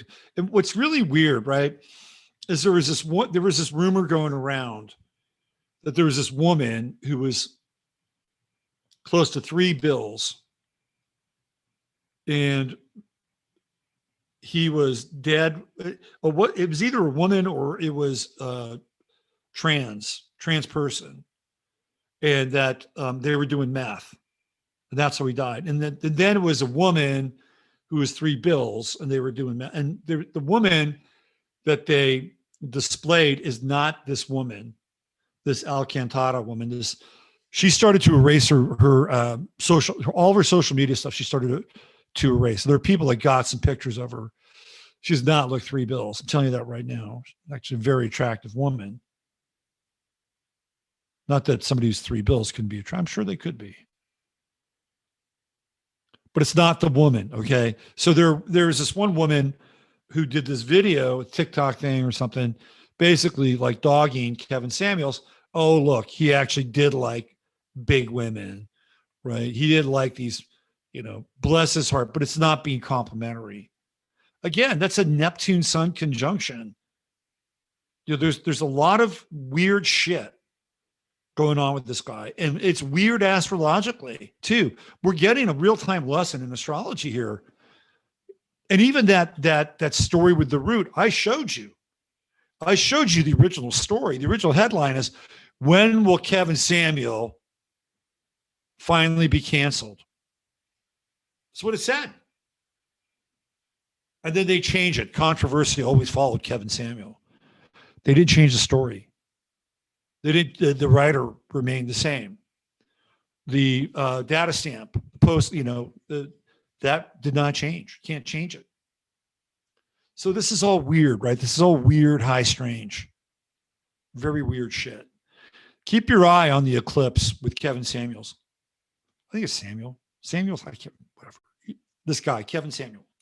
Keep your eye on the eclipse, because I think we're going to get some information on what happened. Very weird. But again, I wanted to show you the opposition in action, right? He was saying things that he was, being disagreeable. And he felt like he was helping people by addressing things and being truthful and not glossing over a person's shortcomings. Most people can't handle that. Now, I will say this. There is a little bit of what I would call like a spiritual element that's kind of missing there, just a little bit. But that's not the people that are coming to, like, he'll get people to say, well, I've been working on myself. And now I'm in a place where, I'm going to be really worthy. Somebody's really going to want me. There's some of that. He'll get some of these people. But usually when you get somebody, like, say, who's religious, okay? Let's say somebody's religious. We'll use Christian as a religion here. They're going to have values, and they're going to have more or less a reasonable real-time assessment of who they're, more or less. Sometimes you'll be involved with some Christian people. They can be just as delusional as anybody else. It's part of the program, right? But usually what you'll find is that if they're in a coupling situation, they'll be involved with another Christian. And it won't matter how much money they have or the other person has, unless you're Paula White, in which case it does matter. But it won't matter, right? Because what do they have? They have the relationship with God. They have the relationship with Jesus. And that's the most important thing to them. And they don't have to be rich. All they need is their devotion, their love, and their faith. And that's it, right? And everything else is great. If they have, a big Amway downline as a result of that, more power to them. But they're not going to be calling up Kevin Samuel, because they've got a different anchor in their life. So what he's dealing with in a lot of ways are people that are kind of new agey or agnostic, or they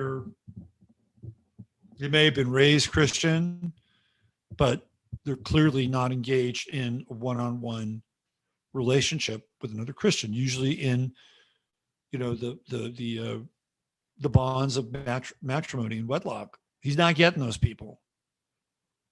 So there is this other spiritual element, spiritual, / religious element that is a bit of an X factor, but that's not what he's doing, right? He's here dealing with real world issues, money, status, who you are, both men and women, right?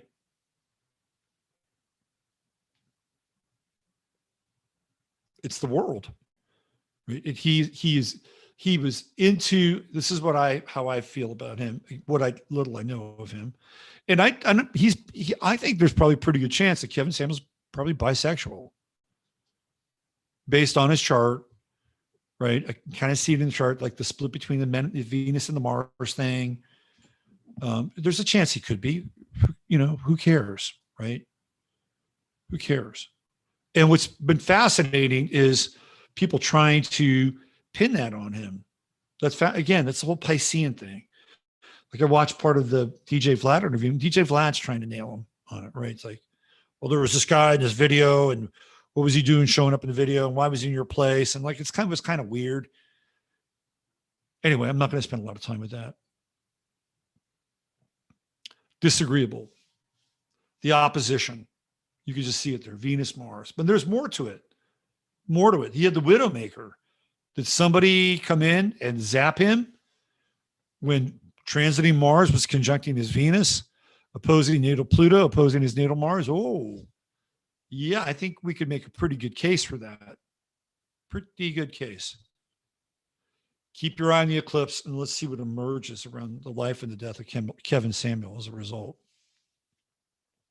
So Jason Whitlock is another person who has a disagreeable nature. And I remember looking at Jason's chart, and it's another chart that is fraught with oppositions. Now, Jason's got some squares going on here too. And Jason has been labeled a misogynist. Now, I'll give you a little background. Some of you may not know who Jason Whitlock is. Jason Whitlock played college football at Ball State University, byproduct of divorced parents. I believe he has a sister and a brother, and played high school football in Indianapolis, moved out of the inner city to spend time at his mom's house. And I think he went to a better school there, but then he moved into his father's place, and his father owned a bar in Indianapolis. So Jason did grow up around his father. But again, we can see like the oppositions here and some of the split elements. You know, Moon is the mother right there, right? Moon in Sagittarius, and with the Venus opposition.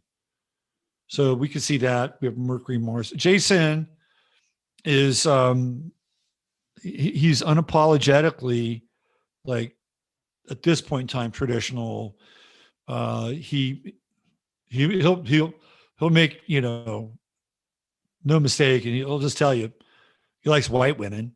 So he's really pro-Black culture. I think he's struggling with it, right? He's really, so he's had a number of, I think, relationships with white women, but now he's off into this pro-Black world. And so I think Jason's been celibate for a while because he can't reconcile, right, this other thing, right, that he's got going on. He's lost a lot of weight, you know, credit to Jason. And I don't always agree with what Jason has to say, but his show is called Fearless.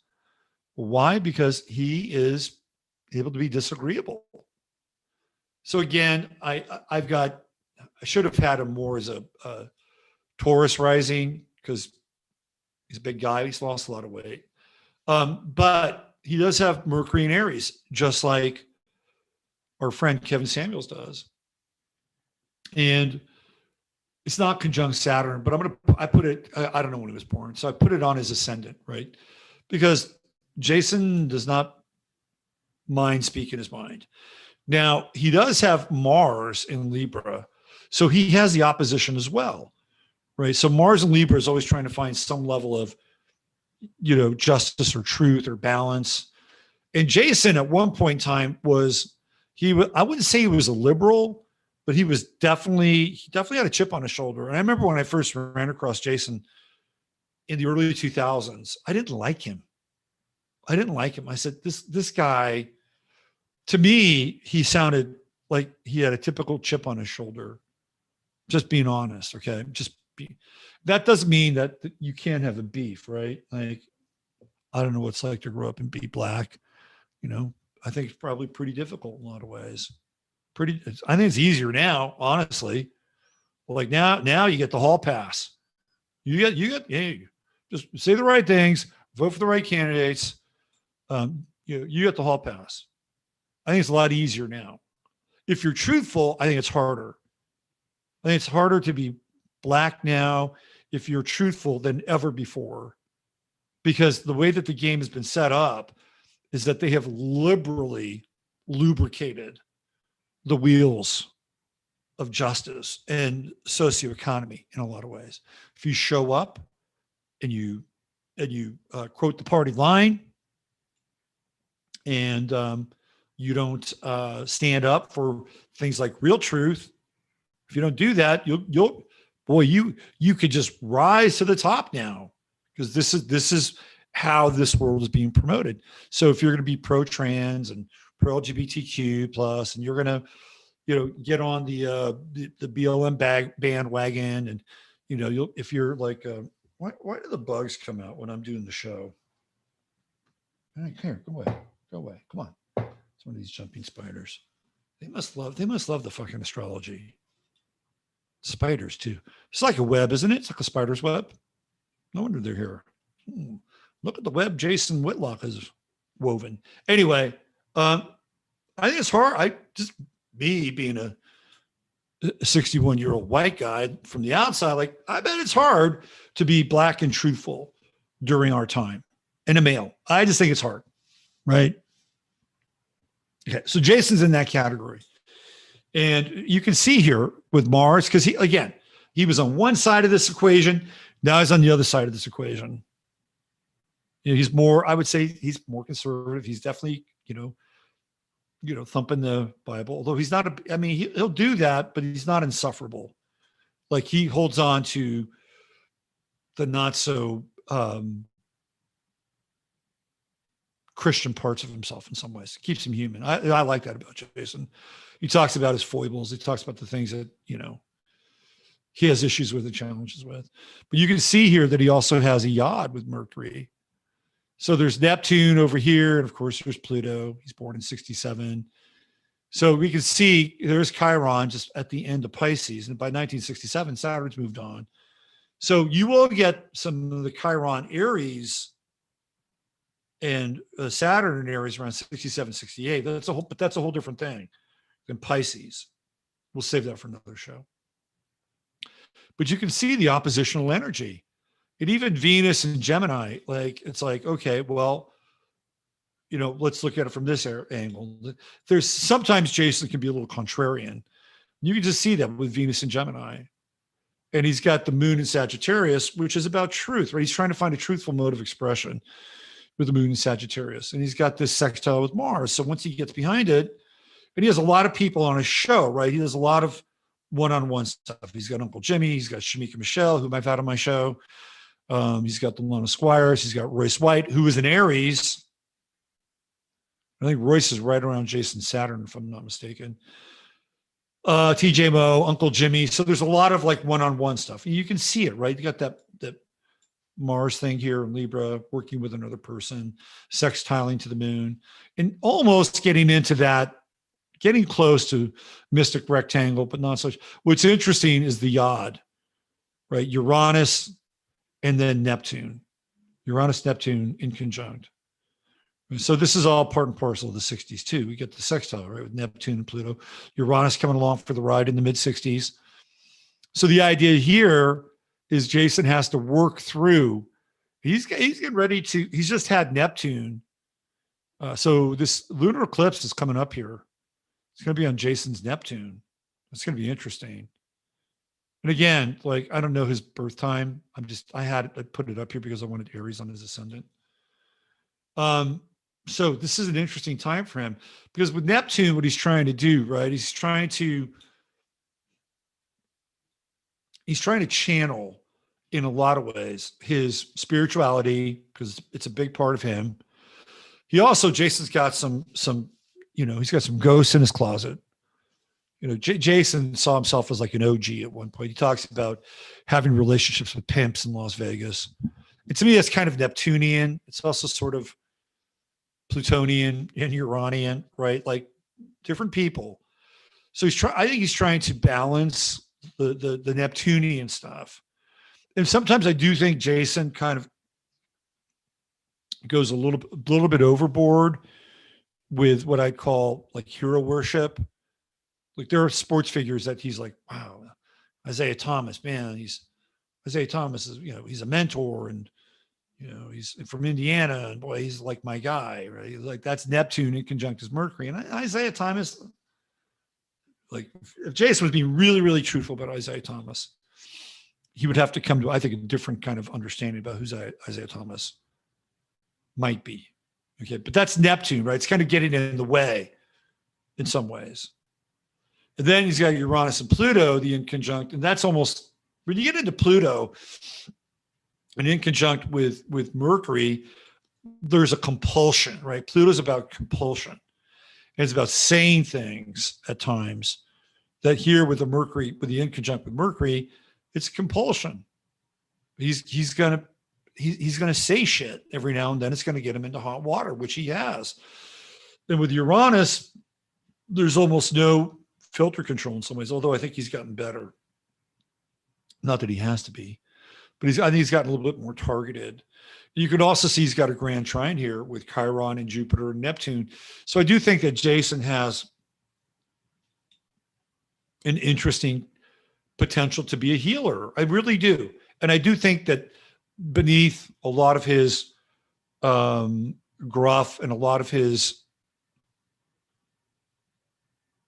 how do I say this? Confrontational Mercury-Mars opposition, that I do think Jason, and what he's trying to do is in his own way, find family values.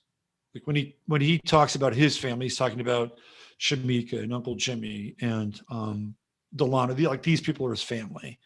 And then for him, it's also, the greater community of, his what I would call his Black family, right? Black America, the Christian relationship to that. And not just that, but he's trying to heal some things here.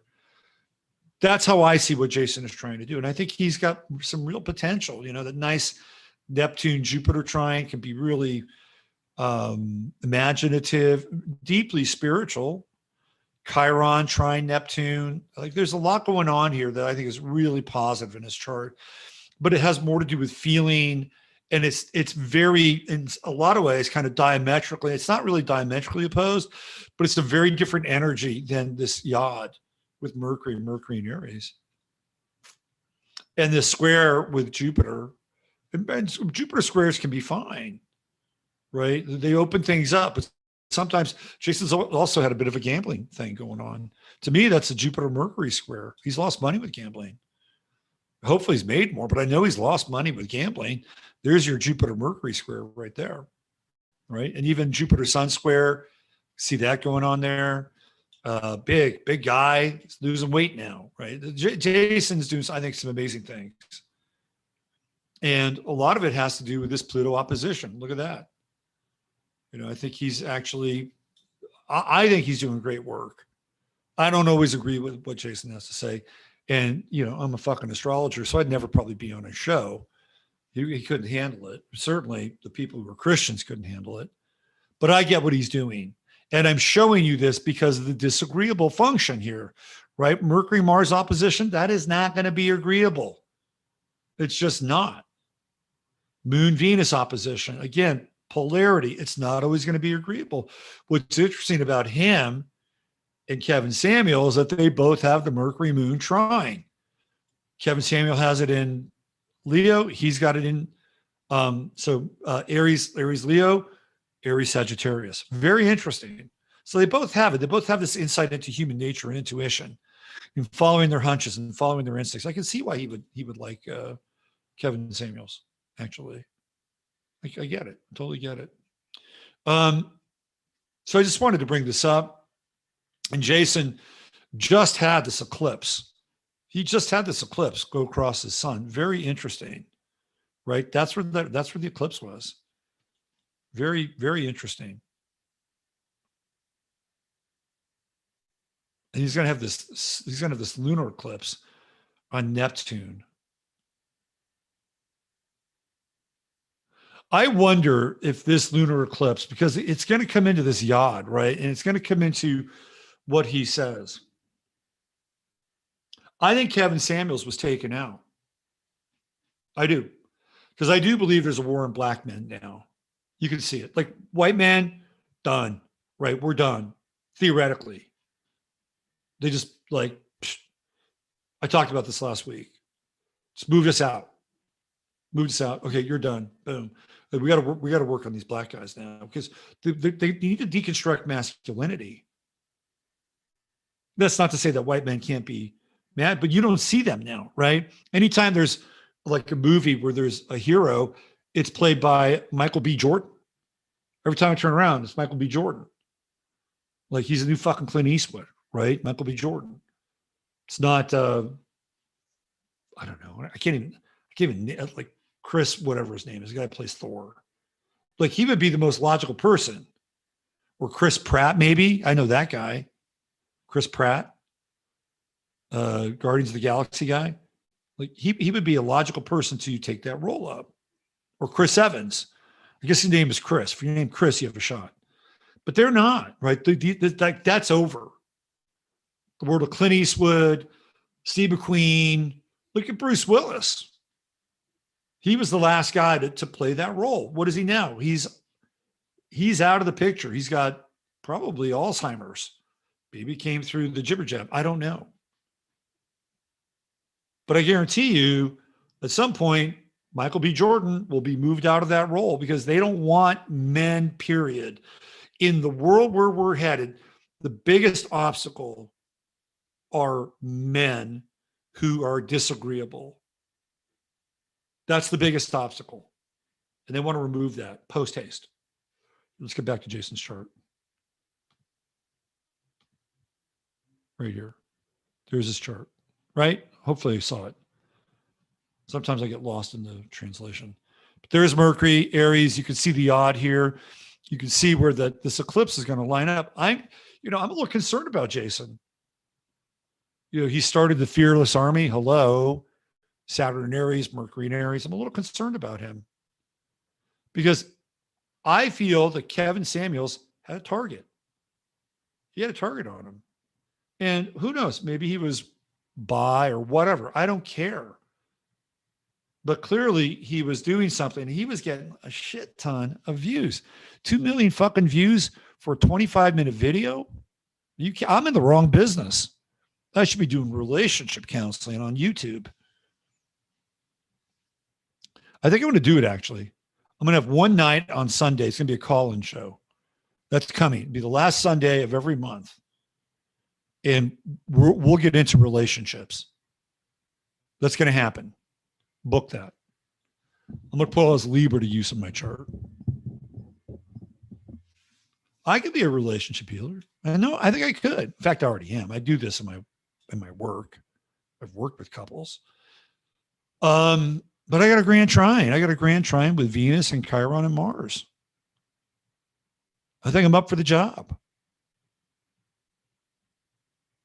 I'm concerned about Jason. I'm concerned about this lunar eclipse.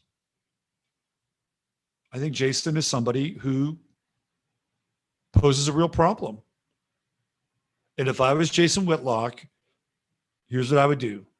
I'd be very circumspect about who I bring home.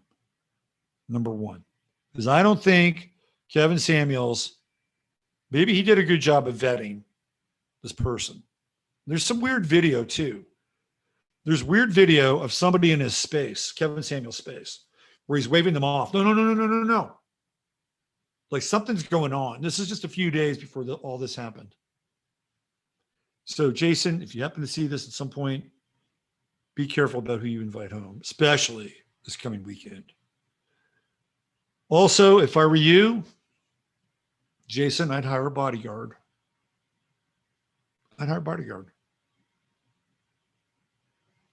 Yep. Now, maybe Uncle Jimmy plays that role. I love Uncle Jimmy. He's funny as shit.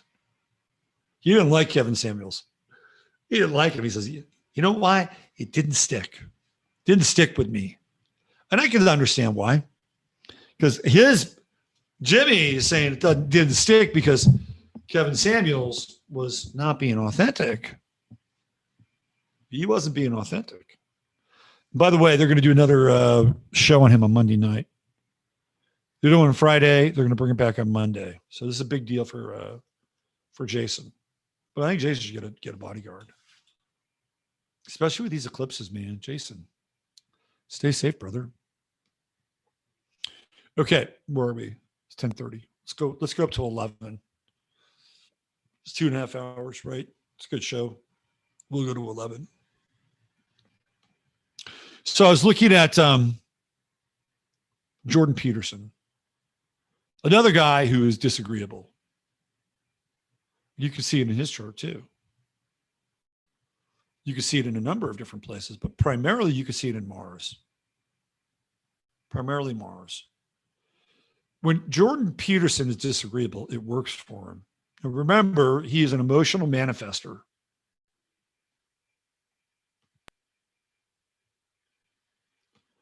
So this is his chart. I don't have all the bells and whistles here, but this is from Astro.com. Taurus rising. He's got Mars in Taurus. So number one, he's going to be fixed. Now, he has a Mars-Saturn square. That's disagreeable. If you've got a Mars-Saturn square in your chart, you're going to be disagreeable. Saturn being, of course, hierarchies. And in Jordan Peterson's case, the university system in Canada, or he said, you're going to use these pronouns. He said, no, I'm not. Yes, you are. No, I'm not. Well, how come? Well, it's not because these people want me to use whatever pronoun they want. It's because you're telling me to. And if you're going to tell me to, that means that this is state-sponsored censorship. And I'm not going there. So what happens? He loses his job. Right? That's a Mars-Saturn square. So Jordan Peterson has this in his chart. He also has this Neptune-Mars opposition, which is capitulation. And he's born a little bit earlier than Jason Whitlock. Jason's 67, Kevin Samuel 65. So Jordan Peterson 62. So 2 years after me. I'm 2 years older than Jordan Peterson. But when you have the Neptune-Mars opposition, Neptune will drain Mars. And look where Neptune is. It's in his sixth house. And what did you go through? You went through a big health issue. What, benzos? Is that he's hooked on benzos? That's Neptune. What happened? Did it put him in a coma, medically induced coma? Why did he get his health back? Where's that? The 12th house. Where did he have to go? He had to go to Russia to do it. How about that? Because his daughter was married to a Russian guy. He doesn't have anything in his ninth house. Is everything in Sagittarius? No. But you can see the health issue, the health crisis. Neptune-Saturn square. That's not an easy square. Right? That is a tough square. Now, to his credit, Saturn is at the top of his chart. So he's dealing with being an authority, right? Being an authority. And he's also, the other thing about Jordan Peterson is we tend to forget that he's also a healer, right? This is a guy that's done he's done therapy with a lot of people. He's had a lot of clients, which is a very sixth house thing. It's also a 12th house thing because you're dealing with their psyche. You're taking them out of the world for a minute, right? So we can see Neptune in the sixth house as being his kind of entree into working with people. The moon here in Libra is instinctual. He knows what to do theoretically, right? To bring balance back to people's lives. And you can see the grand trine in his chart. Sun, Mercury conjunction Mercury here in Gemini retrograde. I've talked about this before with Jordan Peterson. I think it helps him remember fucking conversations. When you see him talk to somebody, I mean, this is all pre-benzos, pre-medically induced coma, he could go back into a conversation in real time and go back into what somebody had said 10 minutes prior and bring it back almost verbatim and then build on that thing. Not a lot of people can do that, by the way. He could. He did it like a master. I don't know if he still can. Maybe he can. I think he's getting a little bit better. When he came out of that coma and tried to find his sweet spot again, forget it. Like Jordan Peterson has an interesting chart. I'm not going to lie, right? He's got the grand trine, Sun, Mercury, trine Moon, trine Saturn. That's authority. That's authority. And the moon allows him to be intuitive, right? Intuitive. Again, just like we saw with Jason Whitlock, just like we saw with Kevin Samuels, Mercury Moon trine. Being able to be mental and be intuitive and move on hunches and take those hunches and move them into a place of communication and articulation. That's how that works. And together, they create structure, order, and form up here in Saturn, in Aquarius, where theoretically Jordan Peterson is an authority, right? Simple. He also has the mystic rectangle, Neptune, Jupiter trine. That's where Jordan Peterson gets into being a deist. When you look at his human design chart, that's what it says. It says, deist. And what does he do? He talks about religion a lot. There are Christians who take umbrage and offense at his interpretation of Christianity. But Jordan Peterson will tell you he's a man of great faith. And I do believe he is. I'm not going to dispute that. He's got Jupiter in Pisces, trine Neptune in Scorpio. Man, that's big faith stuff. I'm an anti-deist, by the way, in human design. So Jordan Peterson, I would be different. And that's weird because I do believe in God, and I've seen God's hand move in my life in a positive way and in a not so positive way. Solely to teach me a lesson. Don't get me wrong. So it's not like I'm anti-God, but according to human design, I'm anti-deist, which I believe now, which I understand more of, to be true. And that really what it means is I'm not just willing to give my full faith and credit over to just anything. And that's not to say that Jordan Peterson will either, but he has a greater, I think, potential inside of his name. I don't have a Jupiter-Neptune trine in my chart. He does. Yeah, and he's got a Mars-Pluto trine. Like, that's intense, right? That's kind of like Kevin Samuels, although it's not as direct. It's not as bolted in. Like, Kevin Samuels couldn't help. Like, that's who the fuck he was. He couldn't get out of that. Even if he tried, he couldn't. Jordan Peterson has more options. Like, this is more about accessing the Mars-Pluto trine. And I think Jordan Peterson has the ability to rehabilitate people. I do. Certainly he rehabilitated himself when he was rehabilitated, but he couldn't do it without, I think, a Mars-Pluto trine in his chart to come out of that medical coma and kind of get back. And I'm not the hugest Jordan Peterson fan. I'm not here singing, praises at the feet of the Church of Jordan, Jordan Brett Peterson. No, because there are parts of him that I think are inauthentic. I think his relationship with authority and, being able to show up at a conference and not be canceled is compromised by the Neptune-Saturn square. And I don't want to get into it right now, but I think that he clearly holds certain individuals in a certain group in a different space than any other group. In fact, Jordan Peterson will turn on people who are theoretically white identitarians faster than any other group. Why does he do that? Well, because number one, it's in a lot of ways, it's a weird virtue signal, but I also feel like he actually believes it. I feel like he believes it. Like Jordan Peterson will sell the anti-Hitler thing 6 days to Sunday. What do they call it? 6 ways to Sunday, 6 days to Sunday, whatever. He'll do it.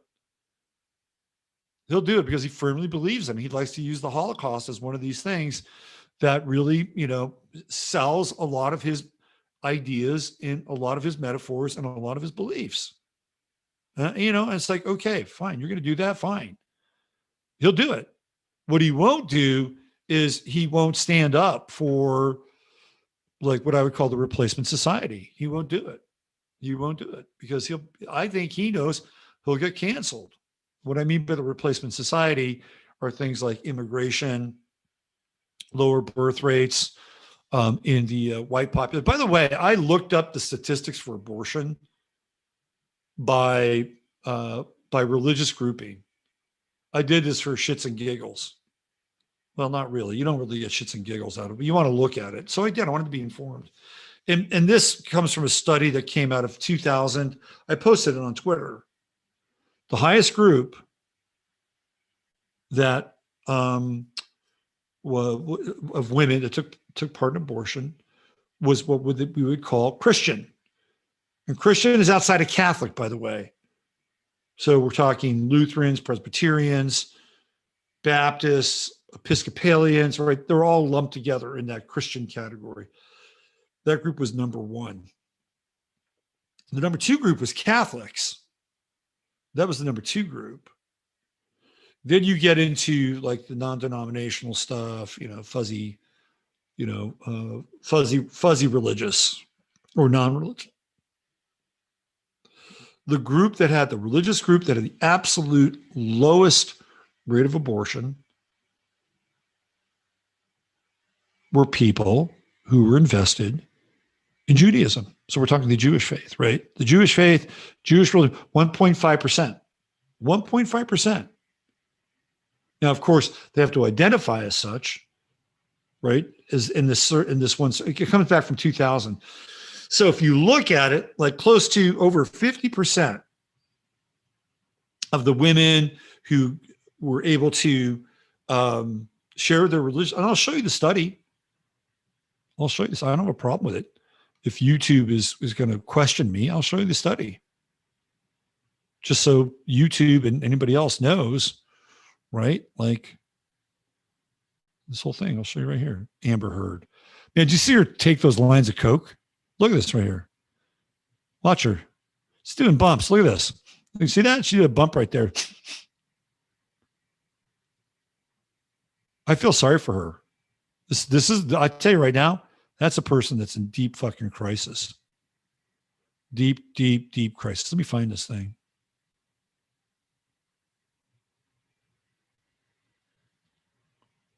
Oh, man. Where was it? My tweets. Where's my tweets?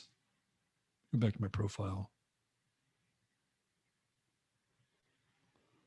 Here it is right here. I'll show you.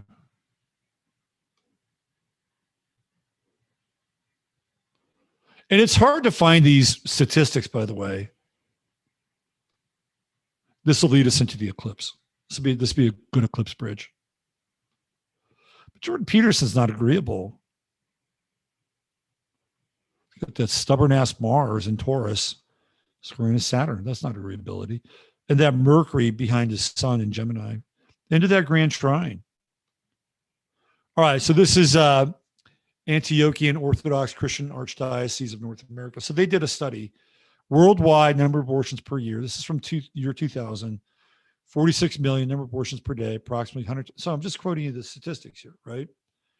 Where they occur, legality, blah, blah, blah. Okay, so it gets down into here, right? Who is having them? 37% of Protestants. So I got my numbers wrong too. It's a good thing I came here. 37.4% of Protestants, all abortions. Protestants. So that's the other group, right? Here we go. Catholics. So now we're up to 68% based on this study that they're quoting. I'm just telling you, or I'm doing this so that if YouTube is watching this, they know exactly what I'm talking about. I'm not exaggerating. Right. So here we go. Jewish women account for 1.3%. And women with no religious affiliation, 23.7, 18%. Abortion prefer all women identify themselves as born again evangelical. Okay, so that's another category, right? So we have 18% born again evangelical, Protestants 37.4, Catholic 31.3. I don't know where these percentages are. I would say they're roughly the same. 23 have no religious. That one might have risen a bit, I think. This is the one that's really interesting, 1.3%. 1.3% for this one group. Now you could say, well, that's like, connected to the percentage of that group. Maybe. So let's just say, well, we won't say that. Because when you get into evangelical and born again and you get into the Protestants, it's going to be mixed, right? Catholic, you're going to get into, you'll run into like a heavy duty portion of our society that's going to be, Mexican American or from Central America who identify as Catholic. It doesn't have to just be somebody who's quote unquote white, right? So you're going to see some of that mixture, a bit of a polyglot in those three religions. You won't see it in that 1.3%. It's an interesting statistic, right? Very interesting statistic. So I was thinking about this whole idea of agreeable versus disagreeable and where we are collectively. Because if we look at cancel culture represents a highly disagreeable part of our society. They're disagreeing with how things have worked, right? They disagree with the patriarchy. They disagree with the power structure. They disagree with the relationship with the environment. So by and large, cancel culture is disagreeable. What's interesting about cancel culture in its disagreeable nature, it's like if you're truly disagreeable, remember, let's go back, right? Let's go back to those 5 personality traits that we talked about. If you're disagreeable, the other thing the three things that theoretically mark somebody who could be really successful as, like, say, an entrepreneur: diligence, disagreeability, and the third is to try something new, right? Try something new. Steve Jobs is like, oh, fuck it, I'll go start a film company. I'll try something new. I'll go start Pixar. How'd that work out? Pretty damn good. Guess what? After Pixar was a success and Apple had just squandered everything that had been built by Jobs and Wozniak, they just thought, well, we'll bring John Scully on board. He was the CEO of Pepsi, right? What a good thing. No, it wasn't a good thing. He almost single-handedly ruined the fucking company. And then they brought in Gil Amelio. It was just a bean counter. It's like, now we got to bring in something to stop the bleeding, because this thing is bleeding. They brought in a guy whose main competition was Coke, right? But it was already well established. Pepsi was well established. So they said, well, our competition is Microsoft. They're kind of Coke, and we're kind of Pepsi. Let's hire John Scully. I remember Reggie Jackson, the baseball player, was like raving about it. It's like, Reggie, you were wrong. You were totally wrong. So let's bring it back to cancel culture. We know they're disagreeable. They'll disagree with anything that's gone before. Fuck that, cancel that, fuck that, cancel that, right? Fuck it, cancel it. Disagreeable. What they're not open to is the new experience. And what about diligence? I don't know where cancel culture chimes in on diligence. If they diligently show up at a protest every day, that's pretty fucking diligent, right? They're getting paid, but they're not open to the new experience. This is the missing piece. Because really what they're doing is they're taking ideas and models that aren't new at all. They're not new at all. These aren't revolutionary ideas that they're talking about. So when I talk about cancel culture, I'm also talking about things like CRT, intersectionality, identity politics. There's nothing new about any of this stuff.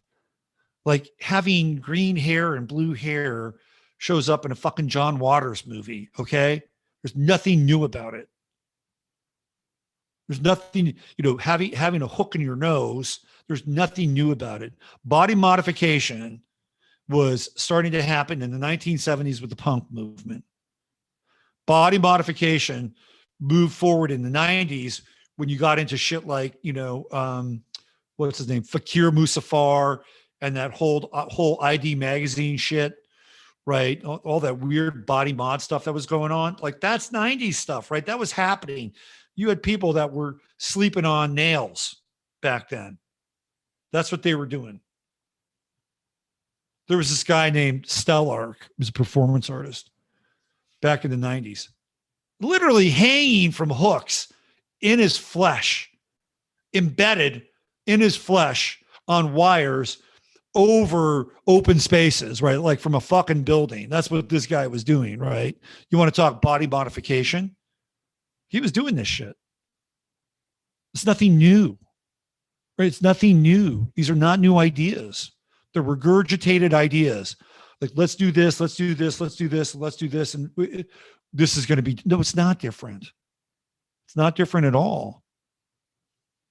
Well, let's get fat and unhealthy. That's been around, trust me. So the problem is saying no and being disagreeable is not wrong, right? Like it's okay. Like if you're a collective group and you're saying no to something, make sure your fucking yes is interesting, right? The thing that you're going to say yes to, make sure it's interesting. Just don't start checking disagreeable boxes. And what do you become? You just become a cliche. And so you're not even really, the disagreeability is not leading to any kind of real profound understanding about the world or the universe. It's like, be disagreeable, but sit it out while you're being disagreeable. Try to figure out like what the real thing is, the thing behind the thing, or the thing that's underneath the thing. Because you're just going to be reactive. You're just going to be reactive. You're just going to be a moat. That's all you're going to be. sometimes the right can also be in the same space, right? They're being disagreeable. They're being disagreeable. We don't like this. We don't like that what's happening socially seems to be programmable, seems to be satanic, seems to be, non-organic or analog, seems to be all those things. But what will the right do? They'll reflexively move into Christianity. Well, okay, well, we know that this is bad. People are just being herded off into these two polarized directions. It's okay to be disagreeable. In fact, a healthy culture can handle it. What a healthy culture can't handle is the disagreeable part of it, which becomes polarized, so that you have these two entrenched camps, both of which are not really looking for answers at this point. All they're looking for is to edify their position, retrench, and find something that they can continue to be fueled by. So now we're dealing with RV Wade, getting back into this whole idea with Taurus and Scorpio, birth, life, and death. It's coming up now, right? It's going to come up. It's going to happen. We're going to be dealing with it. And it's on time. Is it a distraction? Sure. Right? Sure. Like they're funneling literally now hundreds of billions of dollars, arms, you name it. It's going to Ukraine. And I'm not lying. So you can just check on how much money's gone there. We're probably up to somewhere around 50 billion at this point. And that's on the open ledger sheet. Throw in the weapons, we're probably upwards of $100 billion now. Yep, that's happening. That's happening. And it's getting to a point now where it's not really a proxy war anymore. When the United States is providing coordinates for ships or coordinates for whatever, it's no longer a proxy war. We're in a war. And we've been in a war, right? They've been trying to ramp this thing up for a while now. You go back to when Saturn was in Sagittarius, when it all started.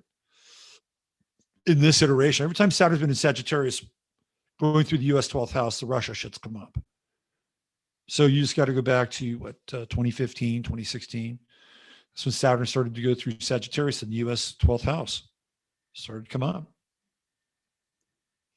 So that's going on. And we're also dealing with this thing now, the war at home. And it's just starting. Until this thing gets resolved, and it will get resolved. We're going to be, and even when it gets resolved, I don't think that the smoke is going to clear quite yet. And remember, we got Mars coming back. When Mars comes back at the end of this month, 22 days, coming back to the night sky, the world is going to be on fire. It will be on fire. Especially when we get into the Mars Chiron conjunction, Mars squaring Pluto, it's going to be intense. We already went through it, right? We went through it 2 years ago, Summer of Floyd, Mars and Aries. Long time, retrograde, direct, long time. Country burned hard. Statues fell. Purple revolution. Regime change. It's coming back again. It's going to be a very different Mars, very different set, very different setting. So it's okay to be disagreeable. Pluto and Scorpio, most of these people are born in Pluto and Scorpio, right? It's okay to be disagreeable. Fixed sign. They're going to take on the establishment. Neptune and Capricorn, Uranus and Capricorn. They're going to tear it down, and they're going to have a nebulous fear around this, which is Neptune, right? They work hand in glove. Neptune, the nebulous fear. We don't know what we want, but we know we don't want this. So let's tear it the fuck down. And not every millennial is like this, by the way. And I've said this before, right? But it's a large group, and I guarantee you, what I'm talking about, there's a large number of the millennials that will fit into this group. You get some Gen Zs that fit into this group too. Not all of them. You'll get some Gen Zs in this group, especially that first wave, which is really radical with Uranus and Aquarius and Neptune and Aquarius and Pluto and Sag, super ideological, reactionary, revolutionary. You'll also get some that are like really otherworldly and very visionary. I think Gen Z has the potential of being very visionary. I've said it before. I stand by it. So I'm just looking at the notion of being disagreeable on a collective level.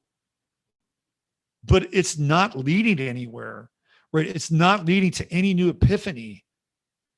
It's not leading to anything that is even remotely visionary. What it's leading to is more and more disagreement. It's more disagreement. And if I were to say this, they all shut up, boomer. Okay, boomer. Right? Oh yeah, well, you've made all this money. Well, no, I really haven't made all this money. You don't have to deal with student debt. I mean, you're right. I don't have to deal with student debt. But I tell you what, if I was young during this time and I looked around and I said, I'm going to pay this much money to go to fucking college. I'm going to start my life off with, $45,000 in the hole, $50,000. I'm sorry, not happening. Right? I would have been on a different path. When I was growing up and I went to college, I went to State University. I paid for my tuition every summer, right? Every semester I paid for it. I lived at home. That helped. But I worked, when I went to school, worked 2 fucking jobs. And I was working roughly 25, 30 hours a week, about 25 hours a week, close to 30 hours a week. I was working and going to school so I could pay for the things that I needed. Right? And I had to deal with my parents. As long as I was at home and I was going to school, I didn't have to pay any rent. That was a fine deal. That's what I did. And when I graduated, when traveling came back, I started paying some rent each month. I gave him some money. Part of the deal. So, I'm not get off my lawn guy. Okay. I'm not going to do that, but I just look, you have to be, but I will be the Kevin Samuels of that moment. Look, you want to spend this money? If you're going to take a student loan out now, you better be a doctor, which I really wouldn't want to be, not with the state of medicine the way it is, but you better be a doctor. You better be a lawyer, and not just any lawyer, copyright law or some, corporate law. Like you want to get out, you want to hit the fucking ground running, right? Or you want to be microbiologist or, again, these are all the things you're going to pay, and they're not things that I'd be very interested in. Biotech. If you're going to take out a student loan, you're going to get a fucking career in biotech because that's where the money is. And you're not going to sit around and sweat about having to pay off your student loan. If you're diligent, you'll pay it off in about 2 to 3 years. The amount of money you'll make with those degrees, maybe 4 at the most, depending on how good you are at marketing yourself. All right. Let's look at the eclipse. And thank you for being here. Let's look at the eclipse. I got Alexander Dugan lined up, but I'm not gonna get him this week. We'll look at it next week. Let's see where are we here. Let's try this one. Okay. All right. Okay. So let's just do a quick recap. So this was the solar eclipse.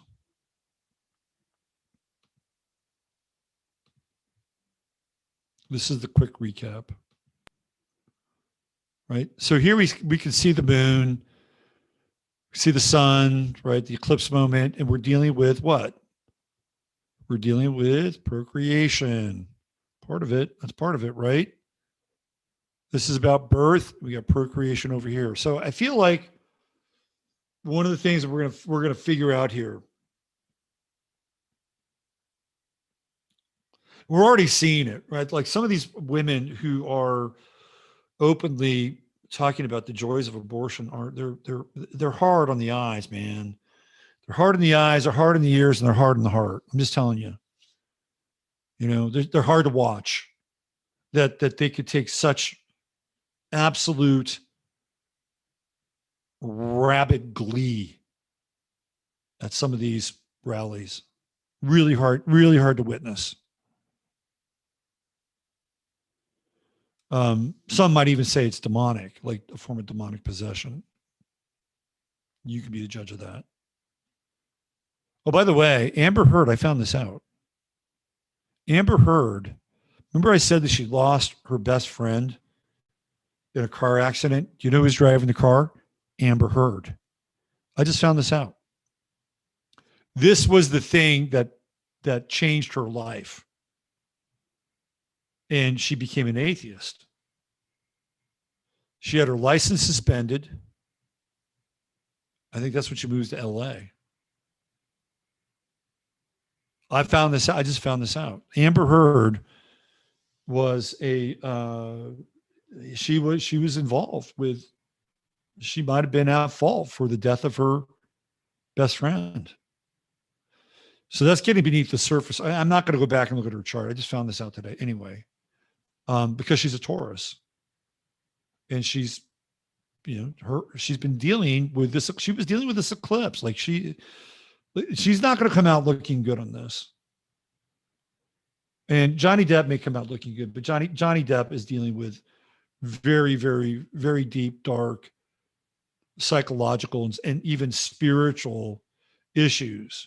What's also interesting is they're both involved, or theoretically either directly or indirectly, right? Like Johnny Depp owned the Viper Club, and of course River Phoenix ODs right in front of the Viper Club. And so that's, is it on his hands? Well, no, he didn't shoot the junk into River Phoenix's arm. Happened just outside his property. So River Phoenix's death is always linked with the Viper Club and Johnny Depp, who was a part owner at that time. Even the name, right? Viper Club, right? And then we have Amber Heard, who's involved with the death of her best friend. So again, there's this weird thing that connects them. Supernatural. So this was the eclipse. This was the eclipse energy. All right, let's get into the lunar eclipse, because we're going to talk about it now.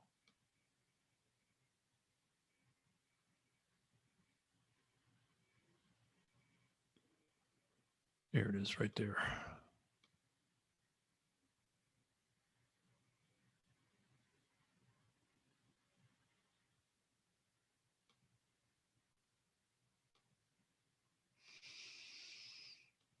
So here we go, right there. All right, we're dealing with the moon.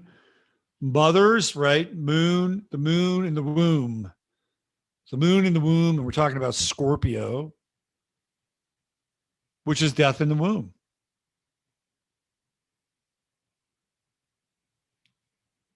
I think this eclipse is pretty self-explanatory here. Like, so as we're coming just out of that solar eclipse, really kind of launching us, right? Launching us into Roe v. Wade here. This is the Roe v. Wade eclipse. So we're dealing with issues around birth right there. And this is hysterical.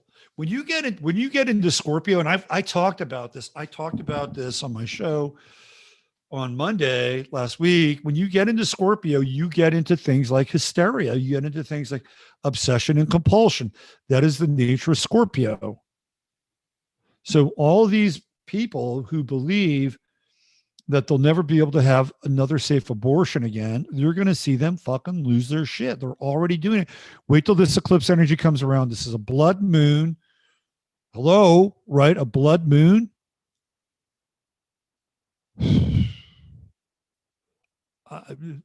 People are going to lose their fucking shit. Let's watch the week ahead, because we're in the eclipse zone now. We're in the eclipse window now. People are going to lose their shit. And you know what I'm thinking of right now? I'm thinking of Valerie Solanas, who shot Andy Warhol.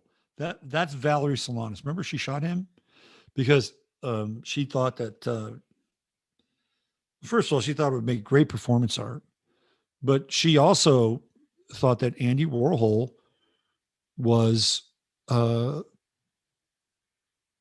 manipulative asshole misogynist. And Valerie Solanas was part of the Warhol scene. This says Valerie Solanas energy. And, well, what was Valerie Solanas trying to do? Her 5 minutes of fame. Because that's what Andy Warhol said. He said, in the future, everybody will be famous for 5 minutes. That was his quote. I think this energy, this Plutonian energy here is just, it's dark. This is a dark eclipse. And the Roe v. Wade stuff is fueling it. And you're going to have a lot of hysterical people who think they'll never be able to get another safe abortion again. And not only that, but they're going to be losing control of their bodies and, all these things that they worked on for all these years. And, this is just the sacrosanct territory. Nobody ever, was able to, tear this thing down. Right. Well, now it looks like it's being disassembled. And I'll tell you why it's being disassembled. It's because the United States isn't the United States anymore. Have you noticed that? We're a collection really of like balkanized territories at this point. That all happened during 2020, March 13th, April 13th, when everything got disconnected. The whole thing got disconnected, unhooked. That's what happened. This is another version of it being unhooked. I'm a little concerned about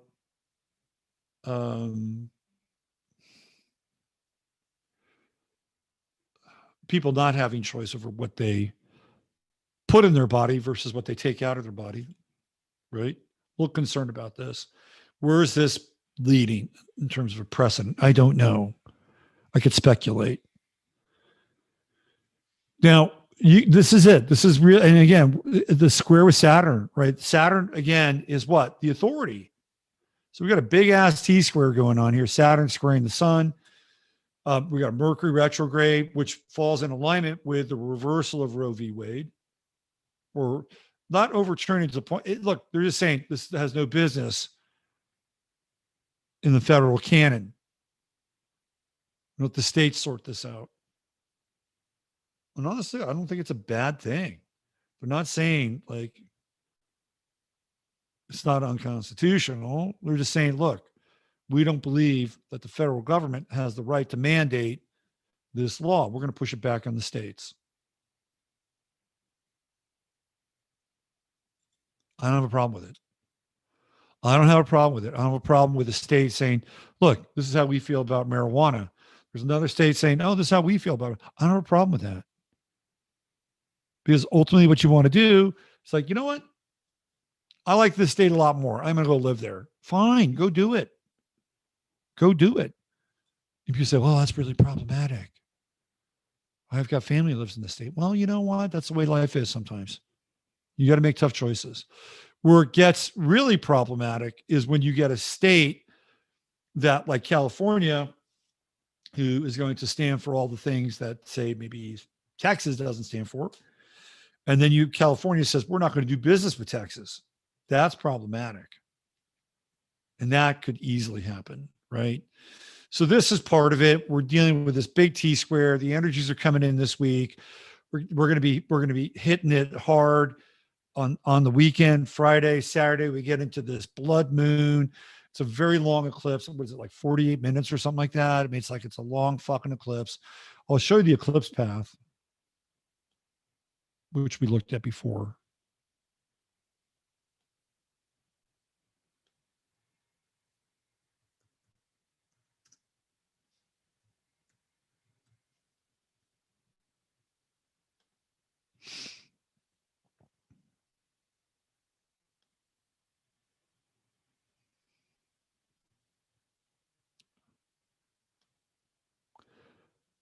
I like this time and date site. So this is the eclipse path. Check this out. And I talked about this last week. Now, the solar eclipse was down here, right? It was just like down here. And it was weird. It was a weird eclipse path. So it was connected with Antarctica, Argentina. Now, I believe that's the Falkland Islands. And right around the eclipse, man, they started to talk about the Falkland Islands again. So, like, we didn't like how that worked out. Well, you probably shouldn't have fucking attacked them, Argentina. I'm just saying, right? And so what did England do? Oh, we're going to send all of our ships down here. We're going to get into a war, right? There were other ways. If you wanted the Falkland Islands back, other ways of doing it. You could have bought it. Everything has a price. Everything has a price. You just find the right price and let's buy the fuckers back. So here you go. But Argentina can't do that because they're always in some form of default or inflation. It's terrible, actually. I'm not here to diss the Argentinians. I think it's terrible. As a country, it's one of those countries I've always wanted to go to. But that's where we had this eclipse happening, right?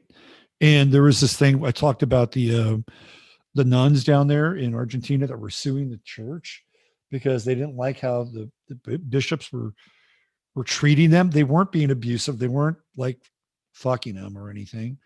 They were just being condescending and paternalistic. I swear to God. So I'm like, okay, well, there's something down here about women that is going to kind of emerge out of this, right? So here we go. This is the eclipse path for the moon. It is very powerful. Starting over here, Antarctica, more Antarctica, right? The mythos of Antarctica and this black moon. The red moon, right? It's also a red moon. It's a blood moon. So we got this blood moon, the eclipse. It's like weird.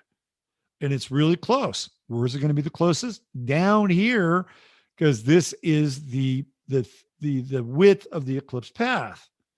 And it's rising, right? It's rising. And it's like a bell. It's coming right up through Mexico, through part of Texas, right where I am. This is also right here. This is the eclipse path for 2024 when we have the next big American eclipse. It's right there, right? So what is going on here is in a lot of ways a precursor for that 2024 eclipse, which is only 2 years out. And then it culminates, western part of the United States, Western Canada.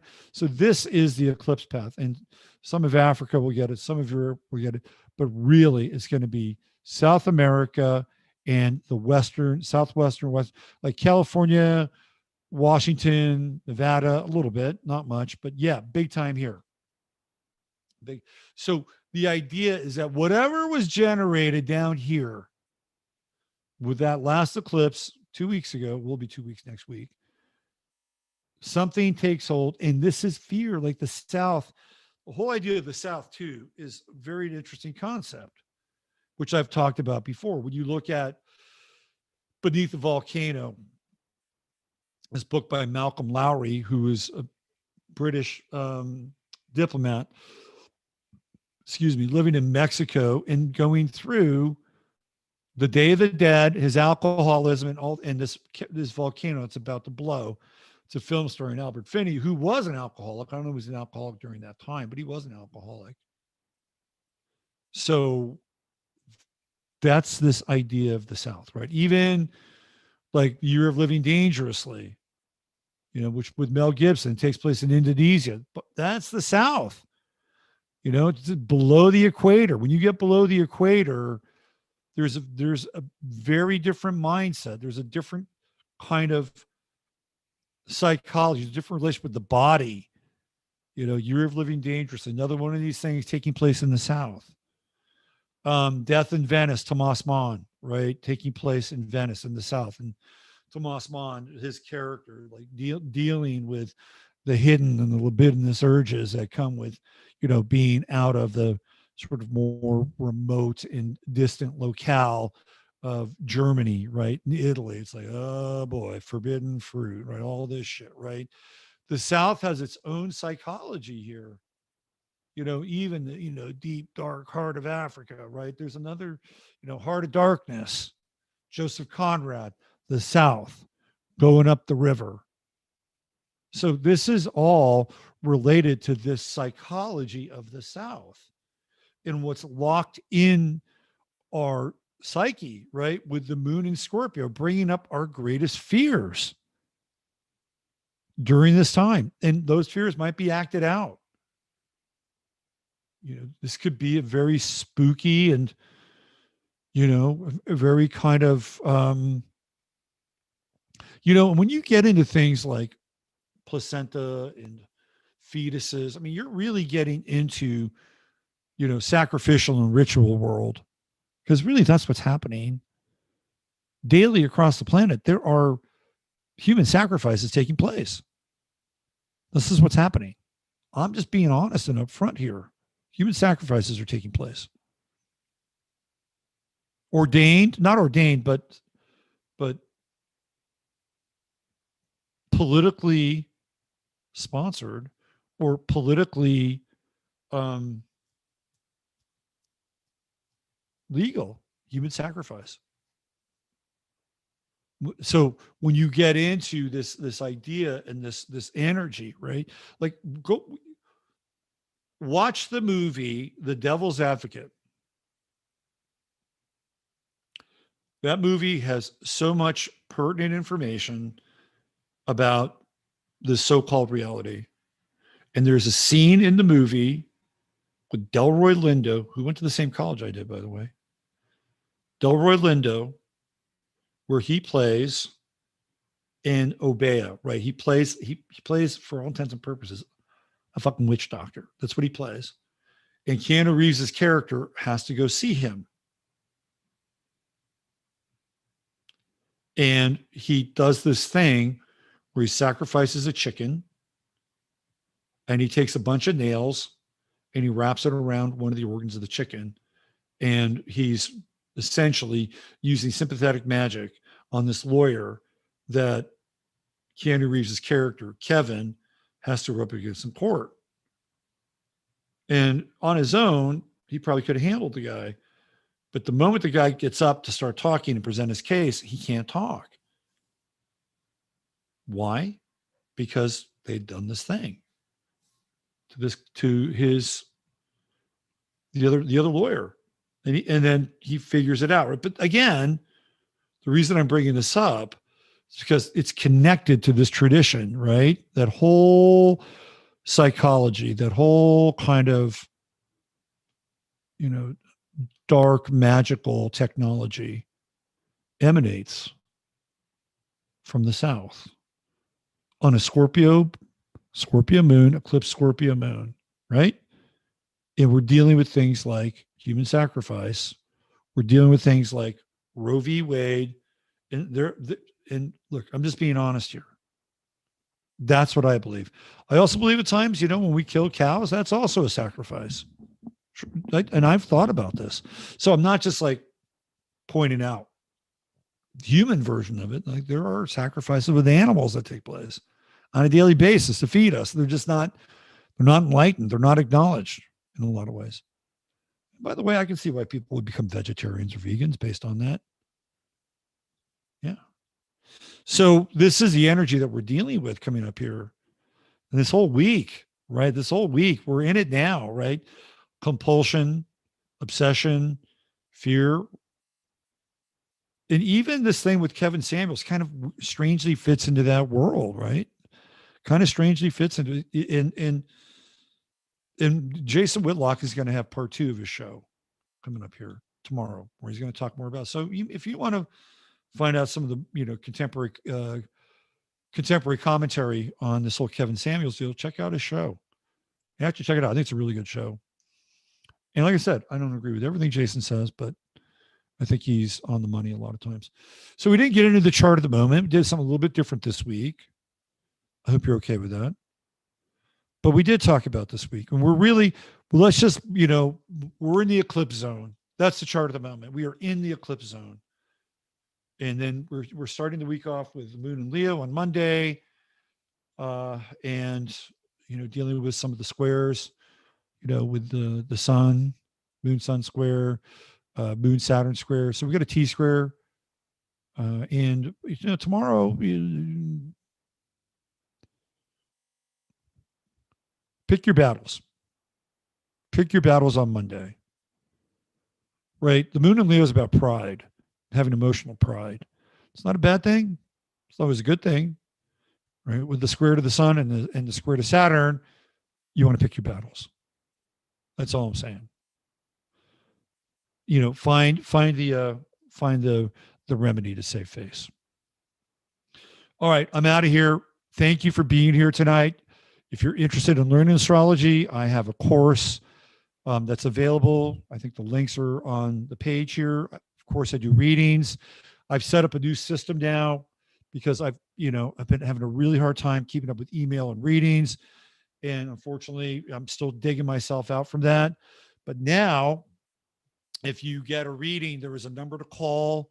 It's right there on the page, right? Do not hesitate to call that number. If you purchase a reading, that number comes to me directly.